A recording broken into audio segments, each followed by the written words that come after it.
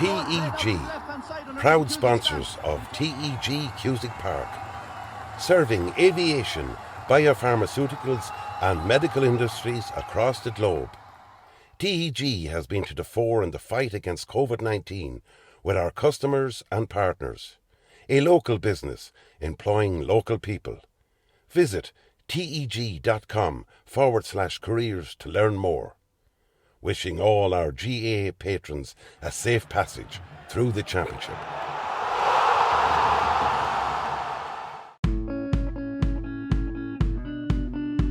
Clark's Bar, wishing all teams the very best today.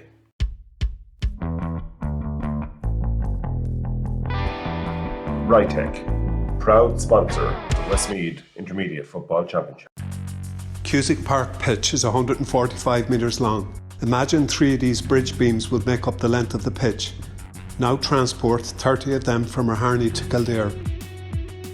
A challenge overcome by a great team with the support of a great community. My name is Pat Barrett, Project Manager, Shamer to Precast.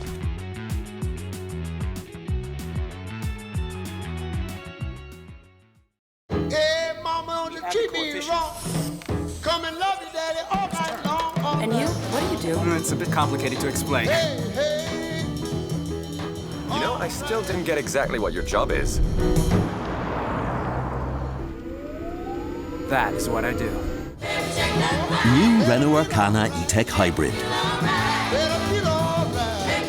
Winner, Irish Medium Crossover SUV in the 2022 Car of the Year Awards.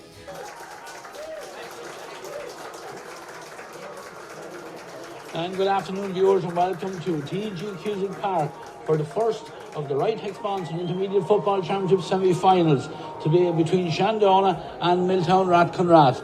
I'm joined on co-commentary here in TG Cusick Park by Shandonagh, a man who has plenty of experience of the Milltown side. Shane, what can we look forward to here today?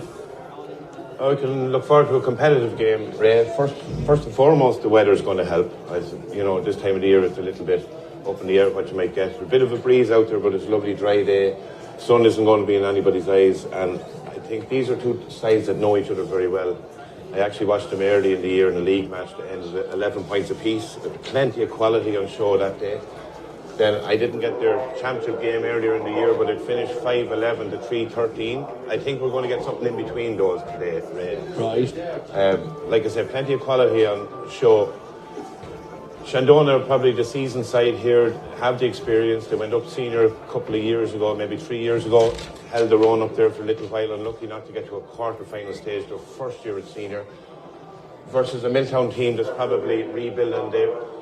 They won a junior maybe 2015, they've stayed intermediate for a while and managed to get over a relegation match 2 years ago. Will find themselves in the semi-final this year. Lucky, I guess, with some of the results that went away in the final group stage to get to a semi-final. I'd imagine the nerves are on the Milltown side more than the Shandonagh side, but Shandonagh haven't been overly impressive all year, but like some of those more seasoned sides, they won't doubt themselves. They timed their run, and I'd imagine they're going in quite quietly confident today. Yeah, just looking at the group stages, Milltown finished second in the top table, played 5, won 3, lost 2. You know, and lost out to the eventual table toppers, St Mary's Rochester Bridge. You know, and Castle Daly beat them also in the first game of it.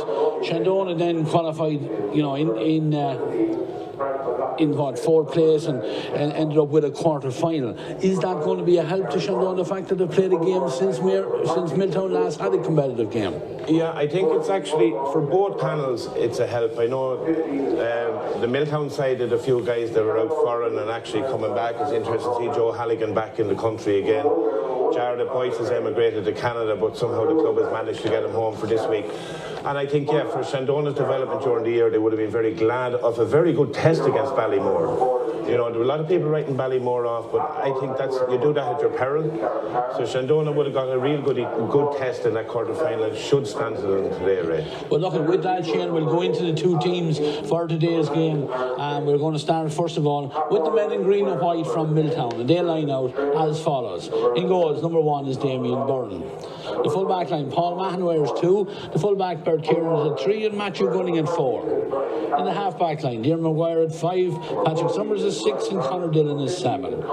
Middle of the field, the Murta brothers, Jack Weir number 8 and Dylan wears 9. The half-hour line, Tommy Lynn is wearing 10. There's one change from the original selected team for Milltown, and it comes at the centre half-hour position where number 17, Frank McLaughlin, starts in place of Ja Boyce. And completing the half-hour line for Milltown is Gary Byrne wearing 12. In the full forward line, Luke Gunning is at 13, Ben McGorn's at 14, and completing the Milltown line out today, where number 15 is Dara Hines. And Shandonagh, they line out as selected and on the screen. In goals, number 1, Conor Craig. The full back line, Daniel Scahels at 2, Dara Conway at 3, and Jensen Nagel at 4. The half back line is Garrett Carr at 5, Adam Cronin at 6, and Brendan Killian at 7. Middle of the field, we're number 8, Alan Hickey, and he's partnered by Aaron Craig, we're number 9. In the half-hour line, we're number 10, Ben Traynor. 11, the centre half-hour is Tom Malloy. And Cormac Gordon completes the Shandonagh half-hour line wearing 12. On the inside line, Brian Cavan is at 13, Ryan Norris at 14. And number 15 today for Shandonagh, Conor McCrossan. Referee already out on the field over there. We're within a couple of minutes of getting this game underway. Is Enda Kelly from Castledale. I think he's the man in charge here of the whistle today. But look at the result in this corresponding game, Paul, Shane, you alluded to it there earlier on, 5-12 to 3-30, which great scoring. It'd be great if we could get a spectacle like that again, but I'm sure things will have tightened up a little bit here now and probably won't have as open a game as that now in this game. Yeah, probably not, and I'd imagine in group stages where both teams were pretty comfortable when there was 2 sides at the bottom of the group looking very early in the group that they weren't going to get out. There might have been some experimentation or hard to keep the focus all the time. Look, there's real quality on both sides, Ray. I said it already. Like, I could name names there in the Shandonagh, Dara Conway. Jensen Nagel is a young fella that has impressed me since he came out of minor a few years ago. He's phenomenal pace. He's a great man marker.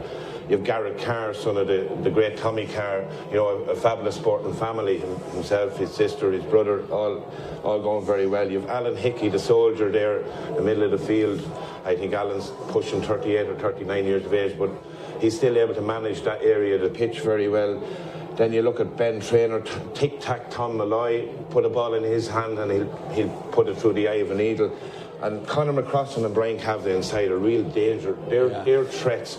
So, that Shandonagh team looks really balanced, look proper quality. If they can go out, relaxed and just play to their way, there's plenty of potency there and they could fire high scores. When you look back then on the other side, I watched Milltown against my own club, Milltown Pass, in the last group stage, and I was really impressed with their structure in defence.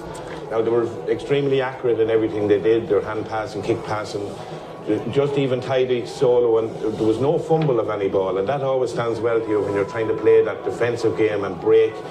But look out for Conor Dillon off the half-back line today, injecting pace into this Milltown team. He tends to break a line. And then you have a fairly potent inside line with Luke Gunning, Ben McGurn and Dara Hines. Dara Hines is as classy a forward you'll see anywhere, and Ben McGurn is accurate off both feet, and especially from dead ball. We could be treated to high enough scoring. I'd imagine the first 10 minutes will be, as you'd expect, a little bit cagey, a bit of shadow boxing, as we always say. It'll take a little time to settle in. But I think one thing for Milltown is some of the detail that they have on the sideline that could strengthen their side come into the second half. You have Conor McGibney establishing himself as a rugby player with Leinster and Trinity College. You have Joe Halligan back from London, won an intermediate title over with St. Joseph's over in London last year. We mentioned Jarlath Boyce has emigrated, he's back from Vancouver, all real quality footballers. And it's similar on the Shandonagh side. When you look at the Boyle brothers, Mickey and Kevin, when's the last time Shandonagh went into a semi-final without either of those boys starting?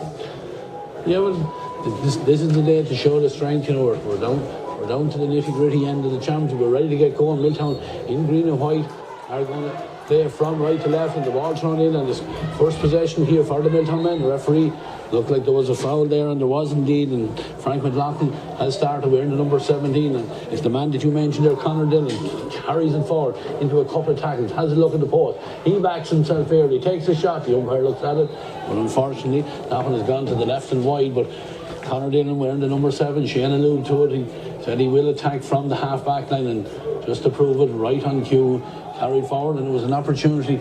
Breeze kind of blown across, maybe favouring Milltown slightly in the open half. The kick out is taken, and Jensen Nagel has it. He gives it back to the full-back, Dara Conway, who sees a little bit of space and attacks it. Then a short pass on to Aaron Craig and a fisted pass over to the far side of the field. Shandonagh, the first opportunity to get the possession and come forward. Aaron Craig with the left foot into space. It comes over this side where the number 15 is Conor McCross, and he's in a lot of space.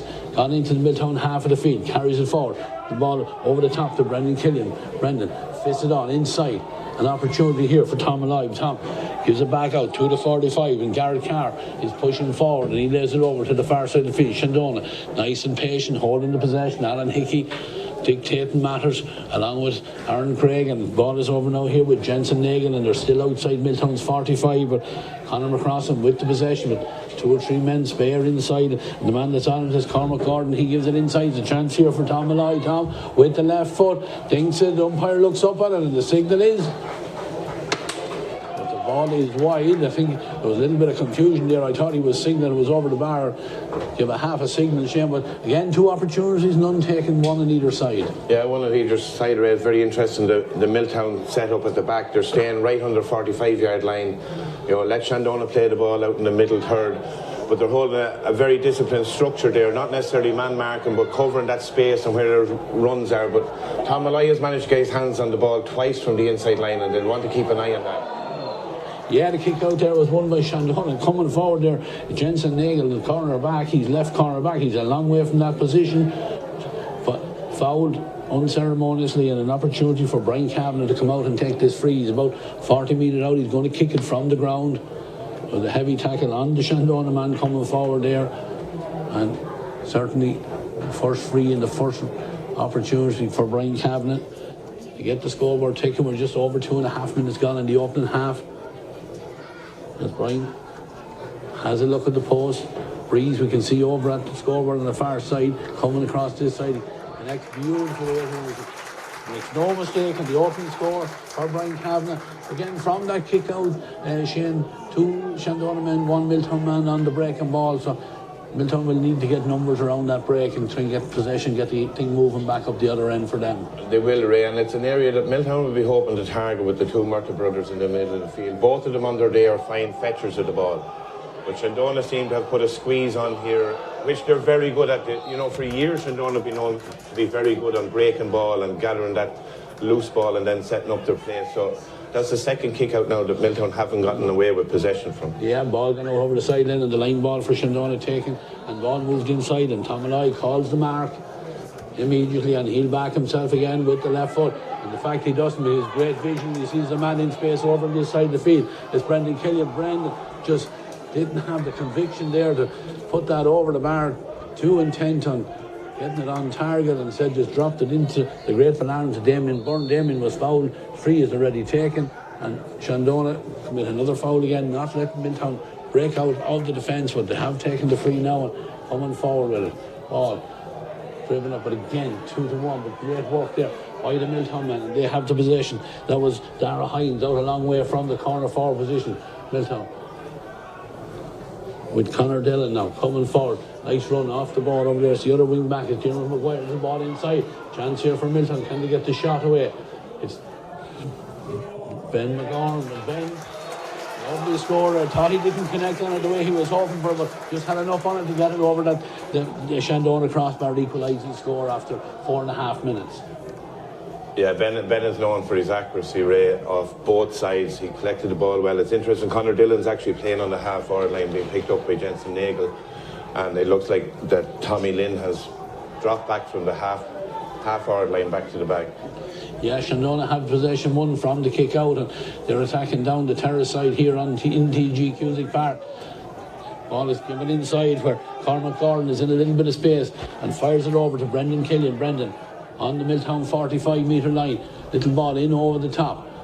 Willing runner for the Shandonagh men there is the full forward there. That's Ryan Norris. Ryan gives it back out, and Aaron Craig has possession, moving laterally across the field, and with left foot just fires it right across the 45-metre line where Dara Conway has pushed forward from full back. Ball goes inside, but good tackling there by the Milltown defence there, and turn the possession over, and they're trying to get out inside their own 45, little ball moved on again, and Milltown with the possession, very close to the far side of the field. There's a fair man over this side of the field, but again, nice play, but then comes into a hefty tackle there. Conor Dillon there, I think it was, that drew the foul there. Certainly just holding the ball there and certainly looking for the contact. He absolutely got that, but he's fouled, and a free for his side now, just inside Shandonagh 65-metre line to take it, hold the possession, move it back with. Have the ball again, little ball. Back in again as far as Conor Dillon. Conor, he's on the Shandonagh 45. Gives the ball inside, but a little bit too intricate there, and Shandonagh have the numbers back there, and Alan Hickey has the possession. He's giving it forward now to Cormac Gordon, and a chance here for Aaron Craig to move it in with the left foot. Has the runner. Lovely ball in front of Ryan Norris. Ryan takes on his man. He's on the 13-metre line. He's on into a difficult angle there. Gives it back as far as Tom Malloy, and the referee deems it. Tom touched it on the ground there. Both sides, Shane trying to bring this ball in very much, getting in as close as they can before they're prepared to take the shot. And possession turned over both ends of the field there. Yeah, a little sloppy on both sides with the final pass or final touch, but you know, Milltown are trying to get that ball into Conor Dillon to let him run at that half-back line and break the line. You know, Shandonagh's playing a little bit more ball off the foot early on, Ray, and it's tidy. You know, the ball is getting into Norris in side full forward, or tic-tac is dropping in there and coming out and taking out. It's just, like we said, the first 10 minutes will take a little while to settle, but we are beginning to see a bit of a pattern here. Yeah, Conor Dillon driving forward here, great pace there, holds the possession, and then just lays it back. And opportunity for Ben McGorn again. Ben has a runner, Tom Little coming off the shoulder, through the hands it goes, getting it back to Ben. Ben slips just as he was about to take the shot there, and won't cause any problems in there to Conor Craig in the goals, and he comes out, gathers it, gives the ball away, and Shandonagh on the move down the field again.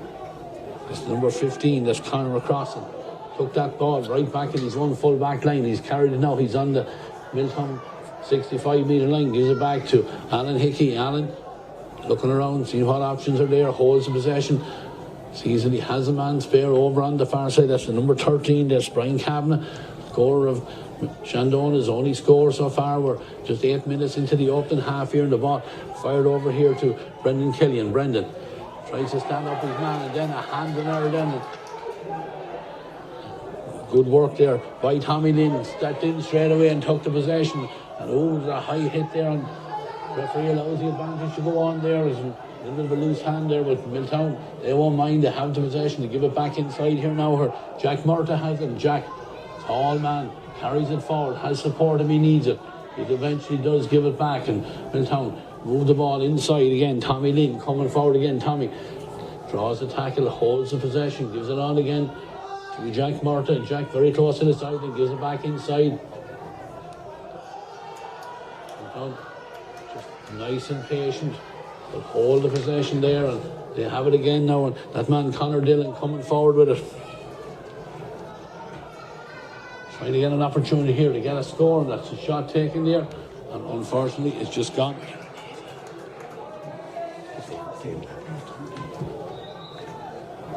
Opportunity there again for the Milltown men, but again, chance not taken. Conor Craig is back there on the 20-metre line. Maybe the wind is playing a little bit more into it, Ray, than what we might see or felt it might do. It's just, and again, there's an element of nerves, and you know, semi-finals are never pretty, Ray, or they're nervy. Not that they're not pretty, they're nervy kind of environments to be in. It's do or die. There's an awful lot to play for. But I still think this time of the year you want to be playing in the first semi-final. I see a lot of Rochester Bridge lads and Tubberclare lads are in here watching this today. You know, that can be difficult preparation for their game tomorrow. Whereas Milltown or Shandonagh just get on with the work, whatever the result, and they come in tomorrow a little bit more relaxed to see who they're playing in a final. Yeah, the kick out wasn't the best one there. Milltown got possession from it there, but as they carried the ball forward there was a tackle on Jack Murta there, and Jack was dispossessed, and then he commits the foul, and the referee awards the free out, and Shandonagh have already got us underway. Again, nice and patient this time, a little bit casual there, and good tracking back there by Dara Hines, and Dara gets the ball in now, but again, possession turned over again. The centre half back is Adam Cronin. Adam has the ball and gives it out to Conor McCrossan. Conor sees a little bit of space in front and carries the ball down. Here's Garrett Carr off the shoulder here. But his attempted pass almost blocked down with Shandonagh. Tom Malloy has the possession again, gives it inside to Conor McCrossan. Conor has a look at the post, thought about taking the shot, but good tackling again there by the Milltown backs, and they have it turned over again. Possession won back right inside their own 13-metre line. And they're coming out with the ball again. Frank McLaughlin there back inside, and good hands there from the men from Milltown, and they have it out now across their own 45, and a little ball played into space here, the footer is here, and that's won by Adam Cronin. Gets a left foot on it and gets possession back for the Shandonagh men. Again, holding that possession, Conor McCrossan, he's been on a lot of ball in the opening 11 and a half minutes of this game. Gives a fisted pass over to the far side where Aaron Craig, he tries to tread the ball inside there, but Milltown men shut the door fairly quickly on that one, get the possession again, and they're breaking out. And this time they move it out to the left, this close to the stand side of here in TG Cusick Park, but there's a little bit of space here for the Milltown men. They give it back. Again, Conor Dillon, another man who's been on a lot of possession as well, looks up and fires the ball with the right foot. Great vision there, seeing that there's plenty of space over on the far side there for Dylan Murta. Fisted pass. Dara Hines. Dara sees that Dylan Murta had ran off, continued his run, and he has the possession again, but he takes a shot in, and that ball is going to drop in, and it's very visible there, Shane. Ball dropped in, there was no Milltown forward within 25 metres of the goals there, no pressure on Conor Craig to gather that ball. Yeah, and Ray, I'd imagine that Michael McNamee will want to be having a word with these lads at half-time from where they're shooting from. They're not actually getting it right into the scoring zone, and then they're putting pressure on their own shot and dropping it short. But certainly there isn't a whole lot of personnel in around the Shandonagh full back line from either side. In fact, I see that Dara Conway has made a number of forays up the pitch because he doesn't have a job to do back there. And I think sometimes you have to pin a team back, put the pressure on them, but Milltown are set up with 3 forwards, and essentially everybody else has a defensive job at the moment, and that's probably going to play into Shandonagh's hands. Yeah, there was another opportunity for Shandonagh there, but again not taken. There's a blood sub there, replacing Cormac Gordon is wearing the number 18 is Kevin Boyle. Well, Kevin got that shot away, but it hopped.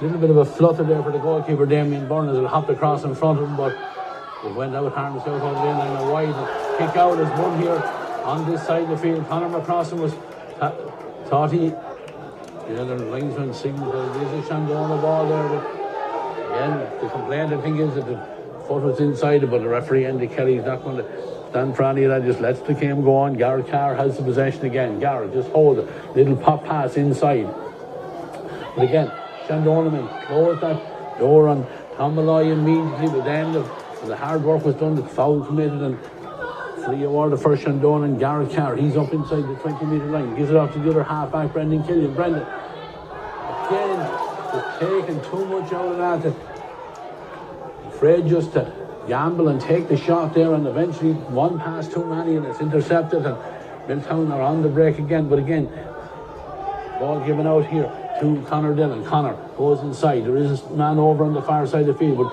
that avenue is blocked down. Milltown trying to hold that possession. Ball is back here with Gary Byrne, and through the hands it goes. Heavy tackle there. Dermot Maguire, but Dermot is very well and very, very close to the sideline. Conor Dillon has it again. 3 players around. The referee said the tackle wasn't fair. Hines fan down below signals that the blood sub Cormac Gordon is making his way back onto the field again. And play will resume with the free for Milltown just outside Shandonagh's 45-metre line. Ball fired across to the far side of the field. Tommy Lynn with the mat. Gives it over. Frank McLaughlin coming forward from about 40 metres. Takes a shot again, but very, very wasteful again, Shane. Yeah, I just think there's a little naivety, Ray, that in that instance again, the shot didn't have to be taken from 45. They're beautiful when they go over, but the play was to carry another couple of steps or get the 1-2. But I would say that, Milltown did extremely well here on the near sideline, that last movement. I talked about them being very tidy with everything they did in the last game that I saw them. I thought that the hand passing off both hands from a group of lads, it was excellent. Where Shandonagh were putting massive pressure, but they still managed to move the ball nice and quickly. Yeah, Shandonagh have won the kick out down this side of the field. Alan Hickey has threaded a nice little ball inside and it's recycled back as far as Tom Malloy. Tom, about 40 metres out from the Milltown goal, under severe pressure, gives the pass where it takes the return, but then as he's about to go into the tackle, hand in, knocks the ball out of his hands, out of his possession, and Milltown man on the ground there. Don't think there's anything too much. Referee just signalling, make sure that everything is okay, but he will resume again with a free out for the Milltown men. Milltown are quite prepared to let Shandonagh come in towards the D and then getting the tackles in. Shannon, they're turning over possession. They've had great success in doing that. 16 minutes gone, 1 point apiece.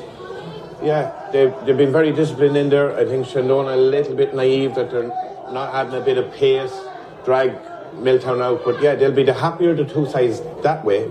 But they'll be looking at the scoreboard. Shandonagh won't worry too much. It's still a draw game. I think, Milltown have to be a little cleverer going forward. They are generating better chances. But as long as they keep being wasteful up front, Shandonagh are well in this game and they know how they're going to play, they know what they're coming up against. They'll be happy if they can pick 6 or 7 scores in a half. Now it's going to be tough to finish out this half with another 5 scores. Yeah, they're on the attack again here. Alan Hickey getting to a little bit of space. He's on the D with the outside of the right foot, takes the shot, but the referee, the shot from Alan Hickey had gone off the outside of his right foot and wide, but the referee was playing an advantage, and there's an opportunity now for Tom Malloy. This free is just outside the D and certainly well within Tom's range, and a chance for the Shandonagh men to get into the lead.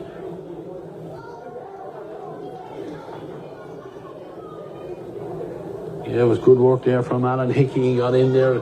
He's a very experienced player. Probably fair to say he's in the veteran stage of this, but he did very well. Now, Alan never gives the ball away, Ray, and he always finds himself in a little pocket of space. An extremely clever footballer, but that's something that, of course, comes with the experience that he has. But as a younger player, was extremely athletic up and down the pitch. Now he's learning how to adapt maybe to his age. No more than the man just fetched that ball on the end line for Milltown. Frank McLaughlin, similar age. I think they probably played county football together underage. That bit of cuteness or know-how comes with time. Again, you have Paddy Summers coming out with a ball there for Milltown, another man that has quite a few years under his belt. But he'd be very disappointed to give away that soft turnover. Yeah, and I think we saw actually the effect of the breeze that's out there, because that free from Brian Kavanagh, I was sure it was gone over the bar, but it just held up into the breeze and dropped short there. And Milltown have the possession again, and Conor Dillon is on it again, and Conor fires the ball inside. There's only one man to look for in there, Ben McGorn, but the full back is Dara Conway, and he gives it away, and beautiful ball inside, but again just had a little bit too much on it, and there's nothing the Milltown man could do about that then. And Shandonagh get the possession again, have that possession. They're coming forward with it. Down this side of the field it goes. Alan Hickey, he's on it again, a little bit of space, and he gets time to lift his head up and have a look and see what's in front of him. Gives it on now to Tom Malloy. Tom straight away looks over to the far side of the field and sees the man in space, and Tom has taken the return pass. They're inside, almost on the 20-metre line, trying to manufacture a shot on target. Possession almost lost there, but then coming forward, the shot comes in and it's over the bar. Beautiful score there. See who it was there with that score. I think it was Ryan Norris, the number 14. Put Seaside into the lead, 2 points to 1. Just go back looking at the flags over there, Shane. That last free from Brian Kavanagh looked like it had no problem with distance, but held up in the wind and dropped short. So the wind is certainly a factor out there, and it is really favouring Milltown in this first half. Yeah, and it probably explains a little bit why Shandonagh are bringing the ball that bit further in and maybe getting gobbled up. And we see how they might change a tactic in the second half. A win has never won a game for a team, but it can affect how you play. Yeah, and from that kick out, it's Conor McCross that was on the breaking ball, and ball given inside. There's another opportunity here for the Shandonagh men, and the shot comes in again. And Ryan Norris again. And 3 points to 1 lead now for Shandonagh. 2 scores in the space of a minute now. But again, from that kick out, Shandonagh were the team that had the numbers under the ball, got the break, and they had to pick up the breaking ball as well. And that's, everyone talks about winning your breaking ball, and certainly in this first half, Shandonagh have been the sharper on them, and for that reason, they're 3 points to 1 in the lead. Yeah, what I might expect to see here, I could be proven wrong, but Damien Byrne actually has a huge boot on him, and he might just try to clear everything and get it down to Conor Dillon. And In fact, he's targeting the two Murtas again. Yeah, this time on the break are the men from Milltown. Paul Mahan. Paul runs into a lot of heavy traffic. The ball is on the ground here. Referee, what he's signalling there, but he's signalling that it is a free for Milltown anyway. Matthew Gunning has the ball in his hand and he plays it back. Milltown prepared to just work it from deep. Luke Gunning back there, carries it forward. Again, right in the middle of the field, gives it on again to Conor Dillon. And Conor Milltown move the ball across here towards this side of the field where Jack Murta gives it inside. It's the corner back, Matthew Gunning. He jinks to come inside, but again, a couple of Shandonagh men closing him down, getting the tackles in. And again, running into three men around him. Milltown man goes to the ground. Referee is allowing the advantage. Endeavour there from the Shandonagh back, turns and gets the possession over there, but the pass there, a little bit blind coming. He asked a lot there of Adam Cronin, and Adam goes to the ground and possession lost, but then just with that, Shandonagh almost get the possession back again. This time the foul is committed by Dara Conway. A little bit lazy tackle there and foul committed, and the referee just, I think, was a head injury there. Milltown man just holding his head. I don't think there's anything much to it, but the referee, as he is right to do, just checks to make sure that the Milltown man is all right. He's over there getting a drink of water. He's up on his feet. I'm sure he'll be ready to get underway again, and the referee is happy that get the game going again. Frank McLaughlin holding that, takes that free. Milltown holding the possession again. 3 points to 1. They trail. 22 minutes on the clock. They're building over on the far side of the field. Again, holding that possession, working it in. Very, very patient as they come forward again and waiting for the runner. And that man is Dara Hines, and Dara is fouled, and an opportunity here for Milltown men to get the shot in as Ben McGorn has the ball in his hand. Free is 25-26 metres out from the Shandonagh goal, and this is certainly well within his range. Yeah, it's within his range. He hasn't had much ball in his hand, but has one good score from play. I'd expect him to nail it. But a big occasion, first kick from dead ball after almost 23 minutes, Ray. But I do expect Ben to hit the target with this. And then you'd like to see Milltown squeeze up on a Shandonagh kick out.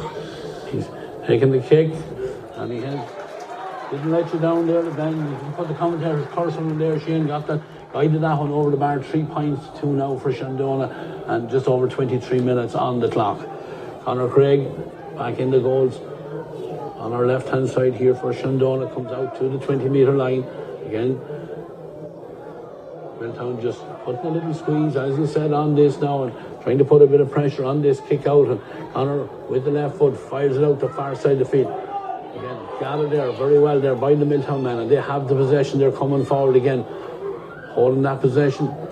Give it inside. Conor Dillon is on it again. Conor takes the return pass, and again he's about 50 metres out, looks up to see what is available, and treads a little ball over to the far side of the field where Ben McGorn is out. Ben a long way from the full forward position, but Milltown coming across again, but this time the shot from the side then is hit in, and there's absolutely no player from Milltown. There was 6 Shandonagh men back there. If any danger was to be, if the goalkeeper comes out, gives off the possession, and Brendan Killian carries it forward. Shandonagh through Garrett Carr, gone into the Milltown half of the field. Fisted pass over to the far side. Alan Hickey steps in, takes control. He has the ball. Again, little fisted ball over to the far side.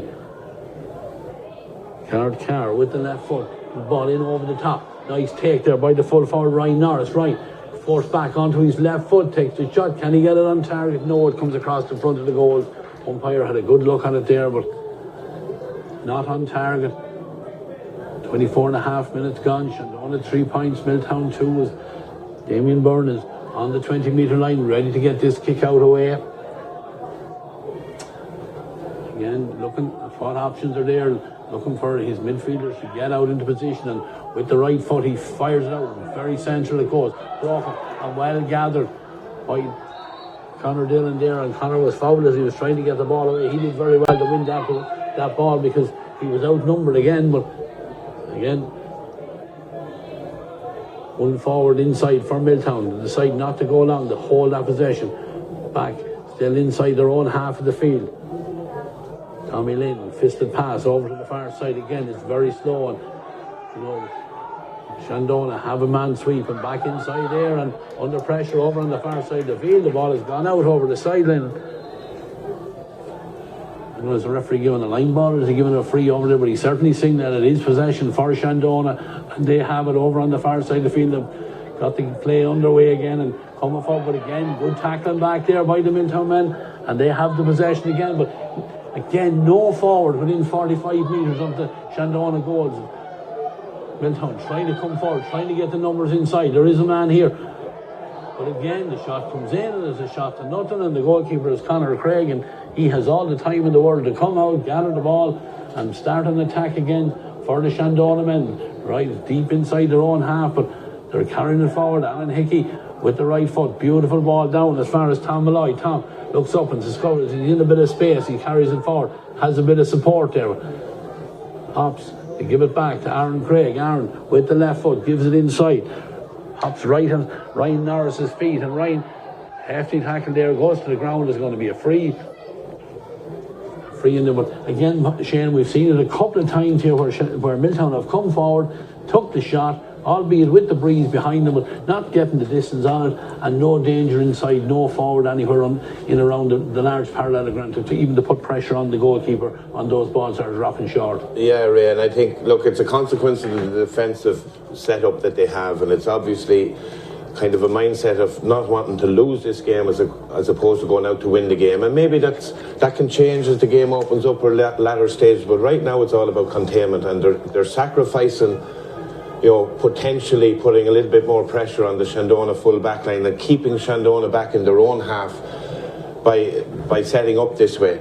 That was probably an awkward tackle by Frank McLaughlin there on the far side of the line. I don't know. I know Frank quite well. He's, again, a man that's been playing football for a long time, and there's never been anything malicious or sinister about the way he plays the game. Probably caught Ryan Norris a little later, a little high there as Ryan jinked around him. But hopefully, sense prevails here and maybe issue a card, but that at most. Yeah, and the Kelly is saying that everything is good to go again, and Shandonagh fire it in here, but again, a little bit hurried there, that shot, and goes off the outside of the right foot there and out over the end line and wide, and Damien Byrne has a bit more urgency now. 28 minutes almost gone on the clock, and he's on the 20-metre line, ready with his kick out again, but looks up and the only option, he is going to work it out short, and fisted pass over to this side of the field here, where it's picked up by Luke Gunny. Luke back to his goalkeeper again. Shandonagh trying to put the squeeze on, but a nice calm play there by the Milltown defence, and they have the possession one, and the ball is out here now with number 5 there. That's Dermot Maguire. Dermot was under pressure, but eventually they've worked it out into a little bit of space, and Frank McLaughlin has that. He's coming forward, holds the possession, gives it over to the far side of the field. Milltown holding that possession, trying to break the tackles and that. Again, goes short and work it inside, comes in to the centre. Pat Summers coming forward with the ball. A little bit of room here now, and he gives it on to his right half back. That's Dermot Maguire. Dermot takes on his man, heading towards the corner. He's on the 20-metre line. Stop. Lays the ball back. Not the best pass in the world, but tackling coming in there from the Shandonagh men, and ball is cleared out. It's kept in play there and picked up there by Jack Martin. Jack gives it inside, but the tackle coming in there straight away on Tommy Lynn, I think it was there, and Conor Dillon, the latest man, to come on the loop with the right foot. He's looking for Ben McGorn. Ben takes the ball in front of his man, goes to ground, holds the possession. Chance here for Milltown. Engineer a score here as we come to the half time. Whistle, and the shot comes in again. That was Dara Hines, I think it was that time, and again just drops harmlessly into the arms of Conor Craig, and he's starting to attack again, and Shandonagh have the possession again, and Aaron Craig on the ball, coming forward with the left foot. 2 spare men over on the far side of the field.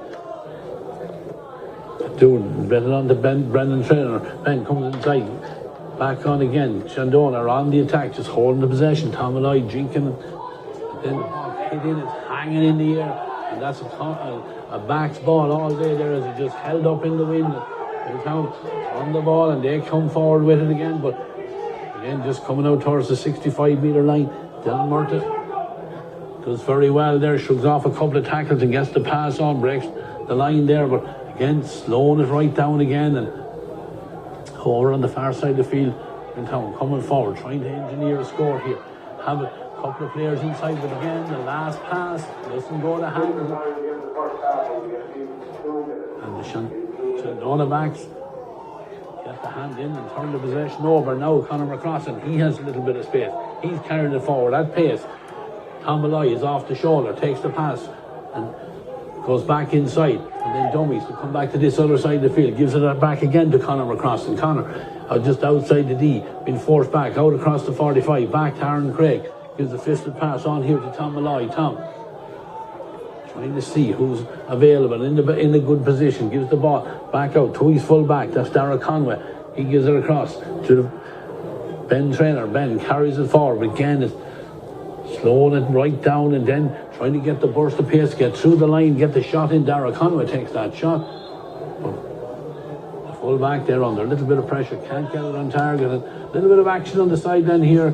Shane, a couple of Milltown subs getting warmed up, maybe to be introduced at half time, because they're going to have a big second half ahead of them here with playing into the wind in the second half. I think the signal came for 2 minutes of additional time. We're 1 minute and 40 seconds into it. 3 points to 2 for Shandonagh, and I think they'll be the happier of the two teams. Yeah, I'd say if you look at it pragmatically, Milltown come in here as underdogs. They haven't lost a game in the first half, which could have easily happened, and I think they've dealt well with Shandonagh's pressure when Milltown are in possession. Shandonagh have tried to squeeze them a few times and trapped them, and Milltown have been very good with the little 1-2s and work their way out. It's the other end of the pitch where they need to put a bit more pressure on Shandonagh, full back line, as we've said, Ray. But I think Shandonagh would have looked to try and squeeze and pressure a side that didn't have the experience, and they've dealt with it well. I expect a bit of rejigging on both sides for the second half. You mentioned a couple of guys warming up. There's Conor Gibney would sit in there as a centre back or that type of player, and I saw Joe Halligan warming up, who might have something either in the middle of the field or on or indeed as a target man on the full forward line. Yeah. The scoreboard probably doesn't say how interesting this game has been. Yeah. There's been some decent football in it. It's probably the end product is letting it down as a spectacle. But like both sides are here, loads to play for. They don't really care what it looks like once they deliver something. Yeah, well, an interesting thing, Shane, just looking down here from the commentary box, there was a toss made before the game to decide what team was going to enter to the dressing room first of all, and it looks like Shandonagh did win that toss, so they're gone off. So we have no issues then with anyone clashing in the tunnel. Common sense prevailing here, a good move by the Westmeath County Board, to avoid any trouble before it gets on and it resurfaces at all. Prevention is better than cure, as they say, Ray, and I suppose we've done both. We've prevented anything, we've cured maybe what might have happened in recent games, but there wasn't a whole lot of niggle in that game or anything dishonest that happened during the game where it might flare into anything. But yeah, it's sensible to just have one team step back and let people go. They'll get 12 or 15 minutes at half time anyway to get themselves set up. Yeah, it's been, like you said, Shane, it's been an interesting game. It's 3 points, so we've only had 5 scores in the 32 minutes or whatever, but still, there's an old saying the semi-finals are for winning. Well, that's all they are, Ray. Nobody ever remembers who lost the semi-final. Yeah. You have a chance of being remembered if you lost the final, but that's all that's on the line today, is just whoever sneaks out by a point or two. We mentioned both sides have quality on the sideline. I did notice that Kevin Boyd was on the pitch for Shandonagh, but Milltown, I think, have quite a bit to bring in here. If Lance can inject a bit into this game, neither management would be too disappointed with a point in it at half time. That's, you would have set out to, let's be in the game at half time. We'll get through the first 15 minutes of the second half and see can we power on afterwards. It's been a defender's game, though. Yeah, absolutely. Shandonagh maybe having to bring the ball that bit further into against that stiff breeze means there's a better chance of them being gobbled up. They've been a little bit sloppy at times, and then Milltown not really getting anybody beyond the arc of the D in terms of attacking, and then a couple of 1-2s that broke down that were a little bit sloppy, and certainly some rash shooting. Frank McLaughlin, as good as he's been playing that sweeping role and coming out and clean hand passes, 2 terribly rash shots, one from just inside the 45 and then one standing on the sideline. You know, you want to see that element of the game to improve from a Milltown perspective. And of course, Shandonagh are quite happy that, you know what, they've had 2 shots on target. One was a dead ball and the other was a very early score from 25 yards. So Shandonagh will be happy with that. Well, looking at what's going on inside in the dressing room at half-time, Shane, you've had loads of experience, been involved with teams down through the years. If you're Michael McNamee in there, the Milltown manager, you know, looking at that first half, playing with what we think is a substantial enough breeze, and yet there's no men inside that. You know, at the one stage there was no forward inside 45-metre line. How is he going to change that now in the second half to play against the wind? Well, he mightn't, Ray. He mightn't because, you know, some guys come in and they have a philosophy and it's very deliberate, and I don't think that Michael will change that a whole lot. It's paid dividends to get them to a semi-final. You don't start mixing it up too much. Yeah, you need to have a plan B, you know, if the game starts to get away from you, but it isn't actually doing that at the moment, and he'd be quite happy that if they can nail this down to maybe a free-taking competition, he'll have the backing of Ben McGurn is going to be there. He'd be a little bit disappointed. We say Dara Hines has dropped 1 or 2 short, or a little sloppy hand pat, but I wouldn't say there'd be radical change. Maybe a little change in personnel. Right. There's a little bit more firepower on the sideline that they could introduce, but I think it mightn't be immediate at half-time. Look, we're going to take a break here in the commentary box. We'll join us back here in a couple of minutes, and we look forward to an exciting second half here. Maybe the game will open up a little bit, but we look forward to that and see who's going to be the first team into the Right Tech Intermediate Football Final for 2022. But at the moment, it is Shandonagh who have the narrow advantage on the scoreline of 3 points to Milltown's 2. Join us back here in a couple of minutes, and we'll be back for more analysis and the start of the second half. TEG, proud sponsors of TEG Cusick Park, serving aviation, biopharmaceuticals and medical industries across the globe. TEG has been to the fore in the fight against COVID-19 with our customers and partners. A local business employing local people. Visit teg.com/careers to learn more.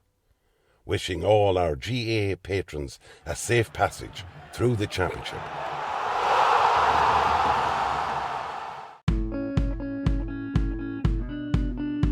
Clark's Bar, wishing all teams the very best today.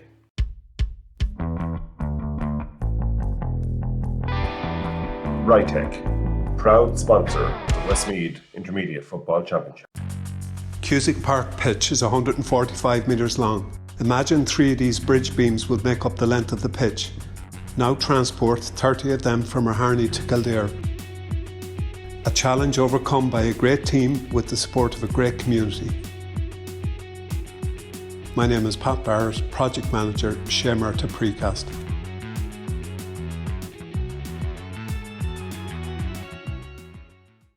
Hey, mama, don't treat me wrong. Come and love you, daddy, all night long. And you? What do you do? It's a bit complicated to explain. Hey, hey. You know, I still didn't get exactly what your job is. That is what I do. New Renault Arcana E-Tech Hybrid.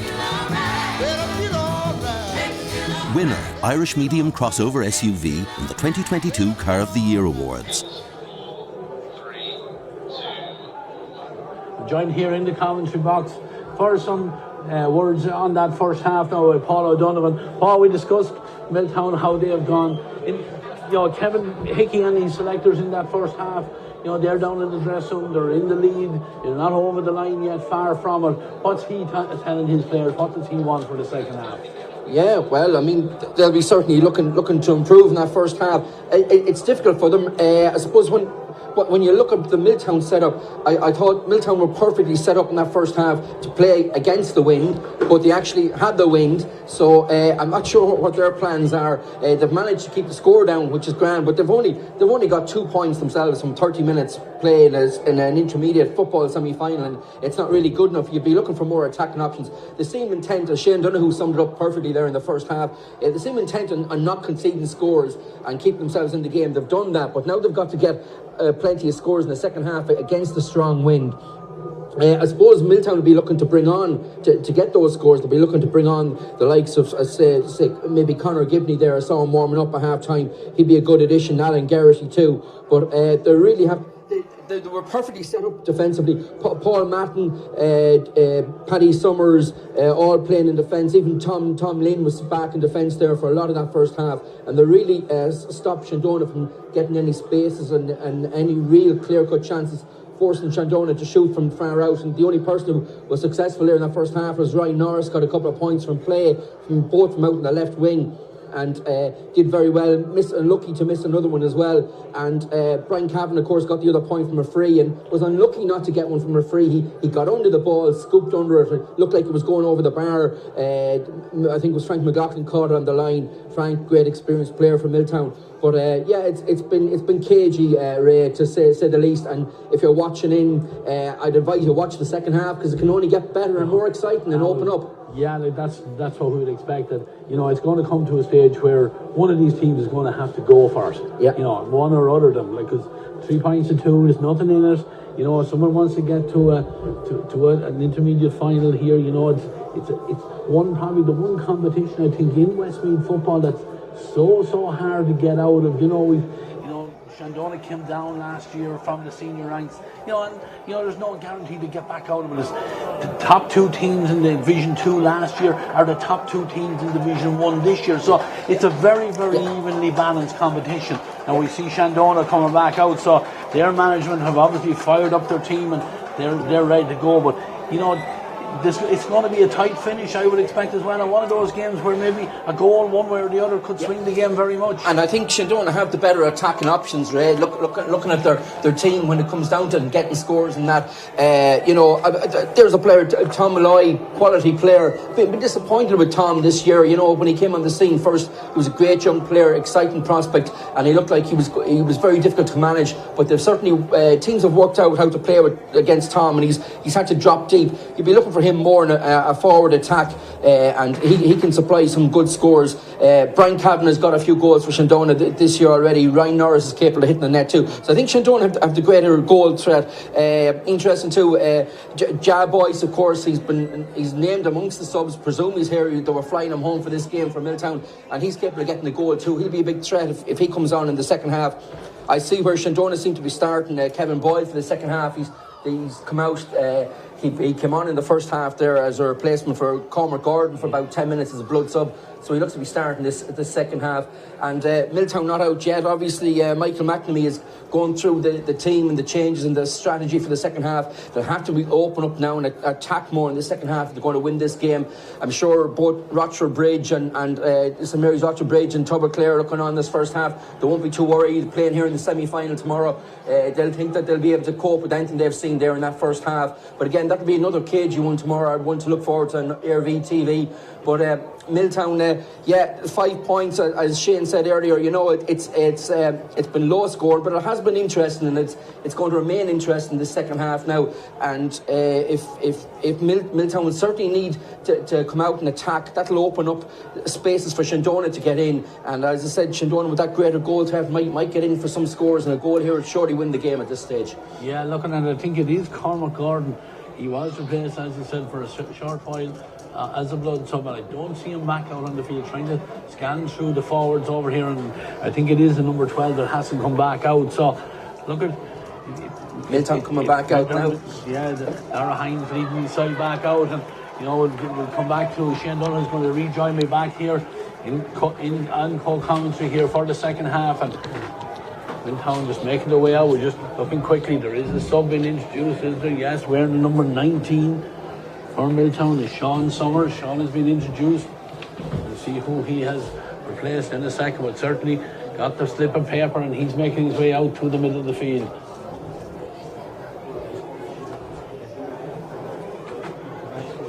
Milltown really needing Shane back for the second half here, but there's another sub, number 24, is making his way out here as well. That's Conor Gibney, and he's certainly entering the field as well. So Milltown bringing the changes at half time. Yeah, as we expected, Ray, that they would start to introduce some of these guys off the bench. Sean Summers played very, very well in the last group game against Milltown Pass, and Conor Gibney, as I mentioned already, he's an academy player with Leinster Rugby, and that's probably his primary focus, but a well-accomplished footballer as well. Yeah, from the throw-in, we're underway again, and Shandonagh have the first opportunity here. Chance again, maybe have taken too much out of the chance, gone just for a second, but Shandonagh still have the possession, but Milltown are back there in numbers, and they have this possession Shandonagh momentarily, and then ball gathered by that man wearing number 24 there. That's Conor Gibney, strong man there in the tackle, robbed it, and gets the free out for his side, and the free is taken from the wrong position, but it is taken now, and Conor is coming forward. He has the ball again, carrying it forward, left-footed, just holds the possession, plays it off back to Conor Dillon. Conor very much involved in the opening half this time. Milltown, lovely ball threaded through. There's a little bit of space here for the first time inside. Can they engineer a shot on target? They're coming in again, but again, good work by the men in the blue jersey. Just closed the door there for a second, but Conor Dillon does very well to give it back now to Dara Hines. Dara with the right foot takes a shot, but again, Paul Wood dealt with back in there by the Shandonagh backs there, and they have the possession. Jensen Nagel takes the return pass, and a little bit of space in front of him there now, and Shandonagh coming forward across the 45-metre line. That was Conor across, and Conor gives it back there to Ben Traynor, and Ben on to the full-back Dara Conway. It's gone over to the far side of the field. Garrett Carr just holds the possession, then treads a lovely ball down the line for Brian Cavan. Is out in front of his man, gives it inside. Kevin Boyle is there. Kevin has it. He loops back outside the 20-metre line, and the shot comes in, but again, this one won't trouble Damien Byrne there, and he gets the possession, goes short with it, but has to stay there to back up his teammate there, and he does that exactly, and Milltown have the possession again. Again, same thing as the first half. The shot coming in from Milltown, dropping short there, Shane. They need to get that right. Yeah, it's beginning to follow the same trend as the first half. I think Kevin Boyle, he's gotten his hands on the ball twice since he was introduced. The very first one, I think he tried to play the 1-2 with Tom Malloy, where he probably should have just backed himself to clip it over from 10 or 12 yards. And again, Darragh Hines taking a shot from an acute angle with his right foot and not kicking through the ball and just dropping into the keeper's hands. Yeah, careless play there from the Milltown men, and Shandonagh on the attack again, and it is that man Kevin Boyle, this time with the left foot. He did back himself, but it was a different angle.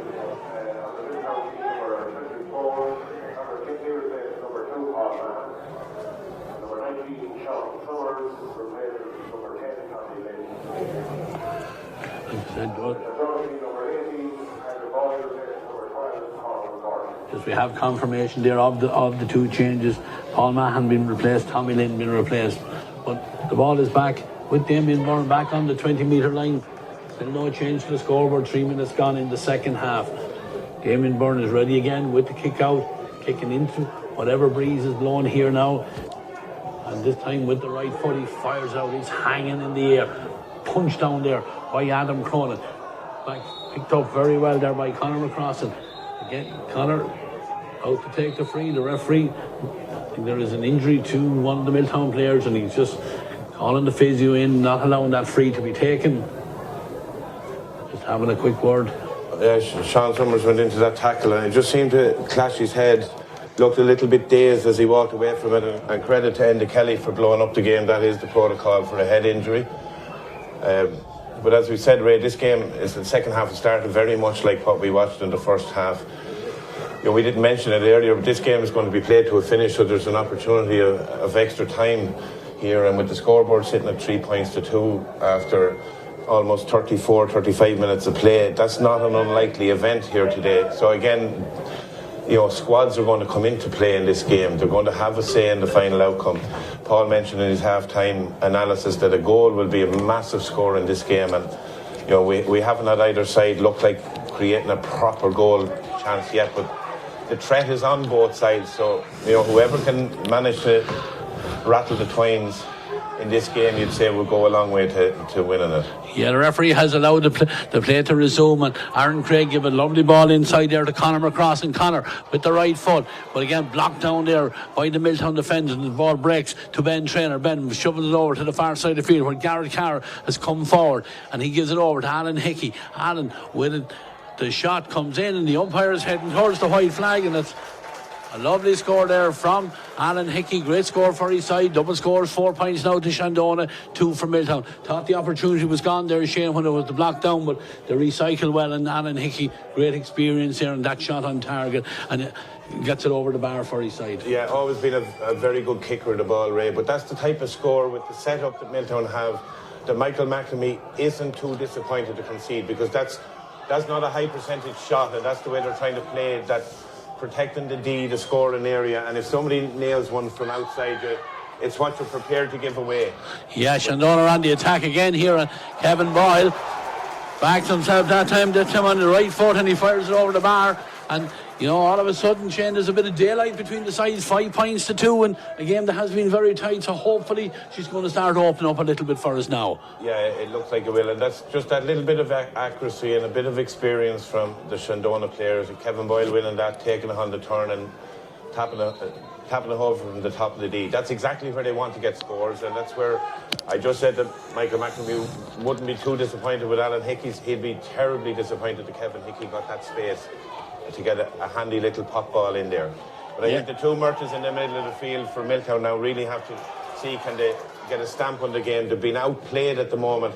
They're working extremely hard, but they're not winning their sector of the game. And here with Aaron Craig going forward, again, just to reinforce that point that Shandonagh's midfield and middle third, they're winning that part of the game here. Yeah, they're winning a lot of breaking balls still, and they have the possession again, and Garrett Carr has fired it into space there where Ryan Norris takes on his man. Forced to come back outside and recycle again.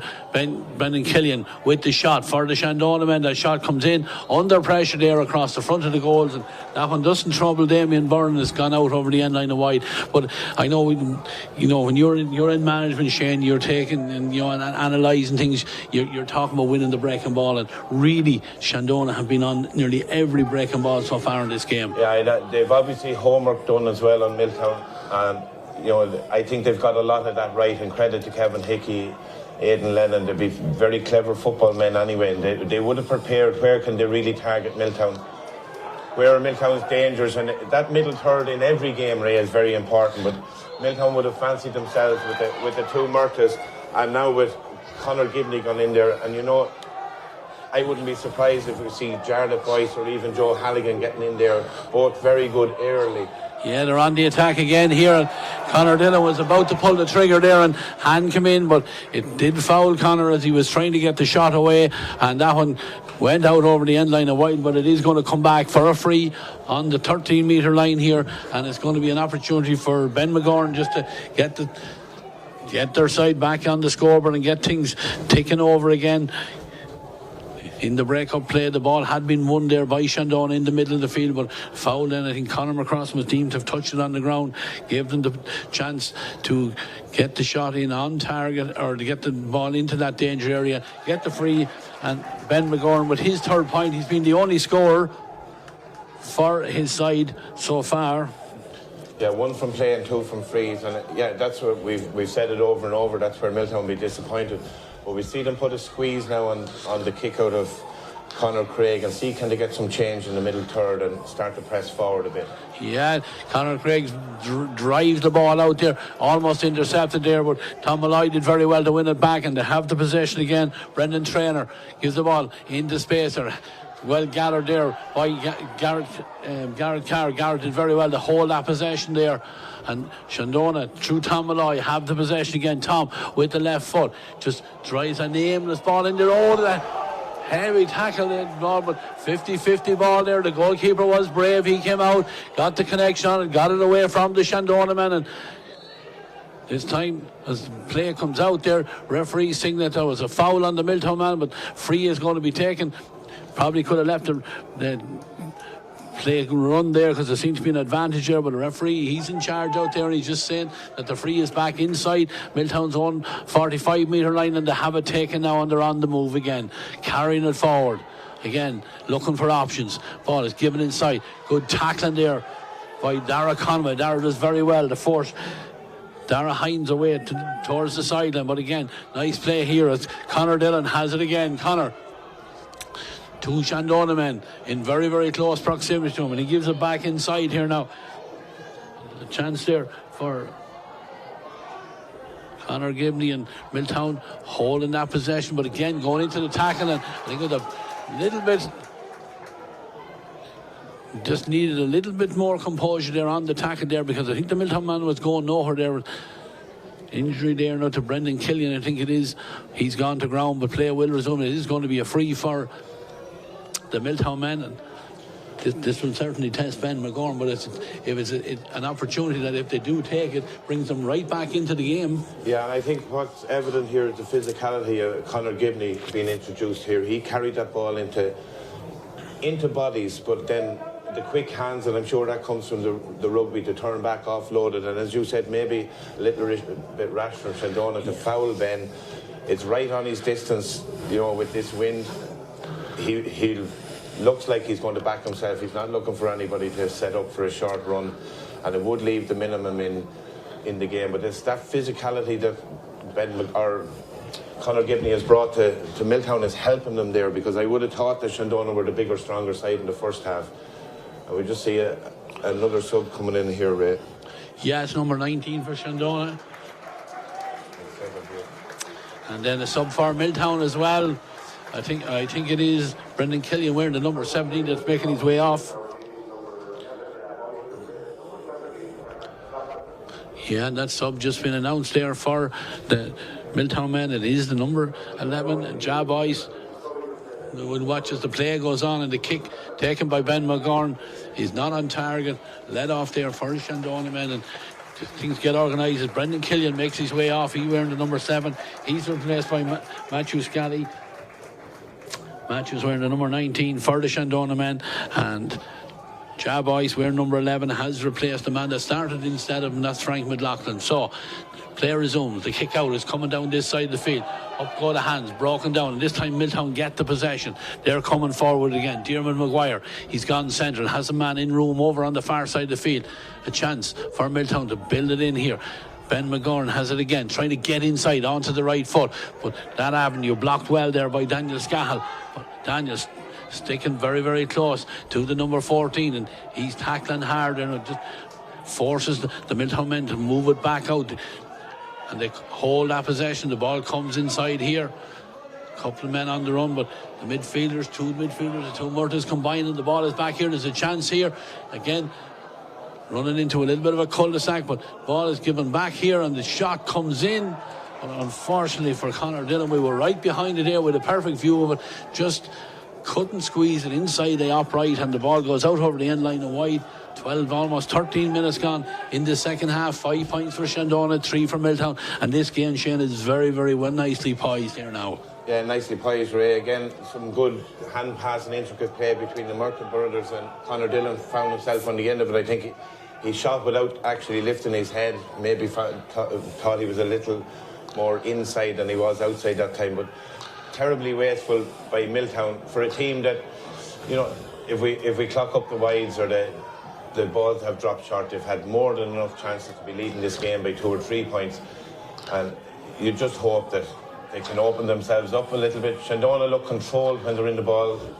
Kevin Boyle has made a difference inside, and I think as Milltown begin to come out, you'll see Shandonagh driving a few more balls in a little quicker when that protection has to eventually come out of there. Yeah, and with that, Shandonagh just turned over that possession there. They had it right in within 45 metres of the Milltown goals, but Milltown have won it back, and they're on the move, and just trying to get to a little bit of a rhythm for themselves, trying to up the pace again, but the foul committed there by the Shandonagh man right out in the centre. Referee, I think he's going to have a word there with, I think it's the full back, is it Dara Conway, and Dara gets a yellow card for himself. He just pulled his man to the ground there and then wouldn't let him get up, so the referee, despite Dara's protest, he is in the book, but the play will resume with a free for the Milltown man, but again looking for options. Again, nobody making the run, and eventually there is an option over on the far side of the field. And Milltown take the free.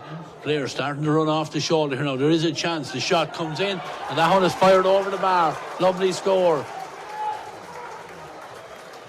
Lovely score there. Back to a 1 point game, Shane. Yeah, back to a 1 point game.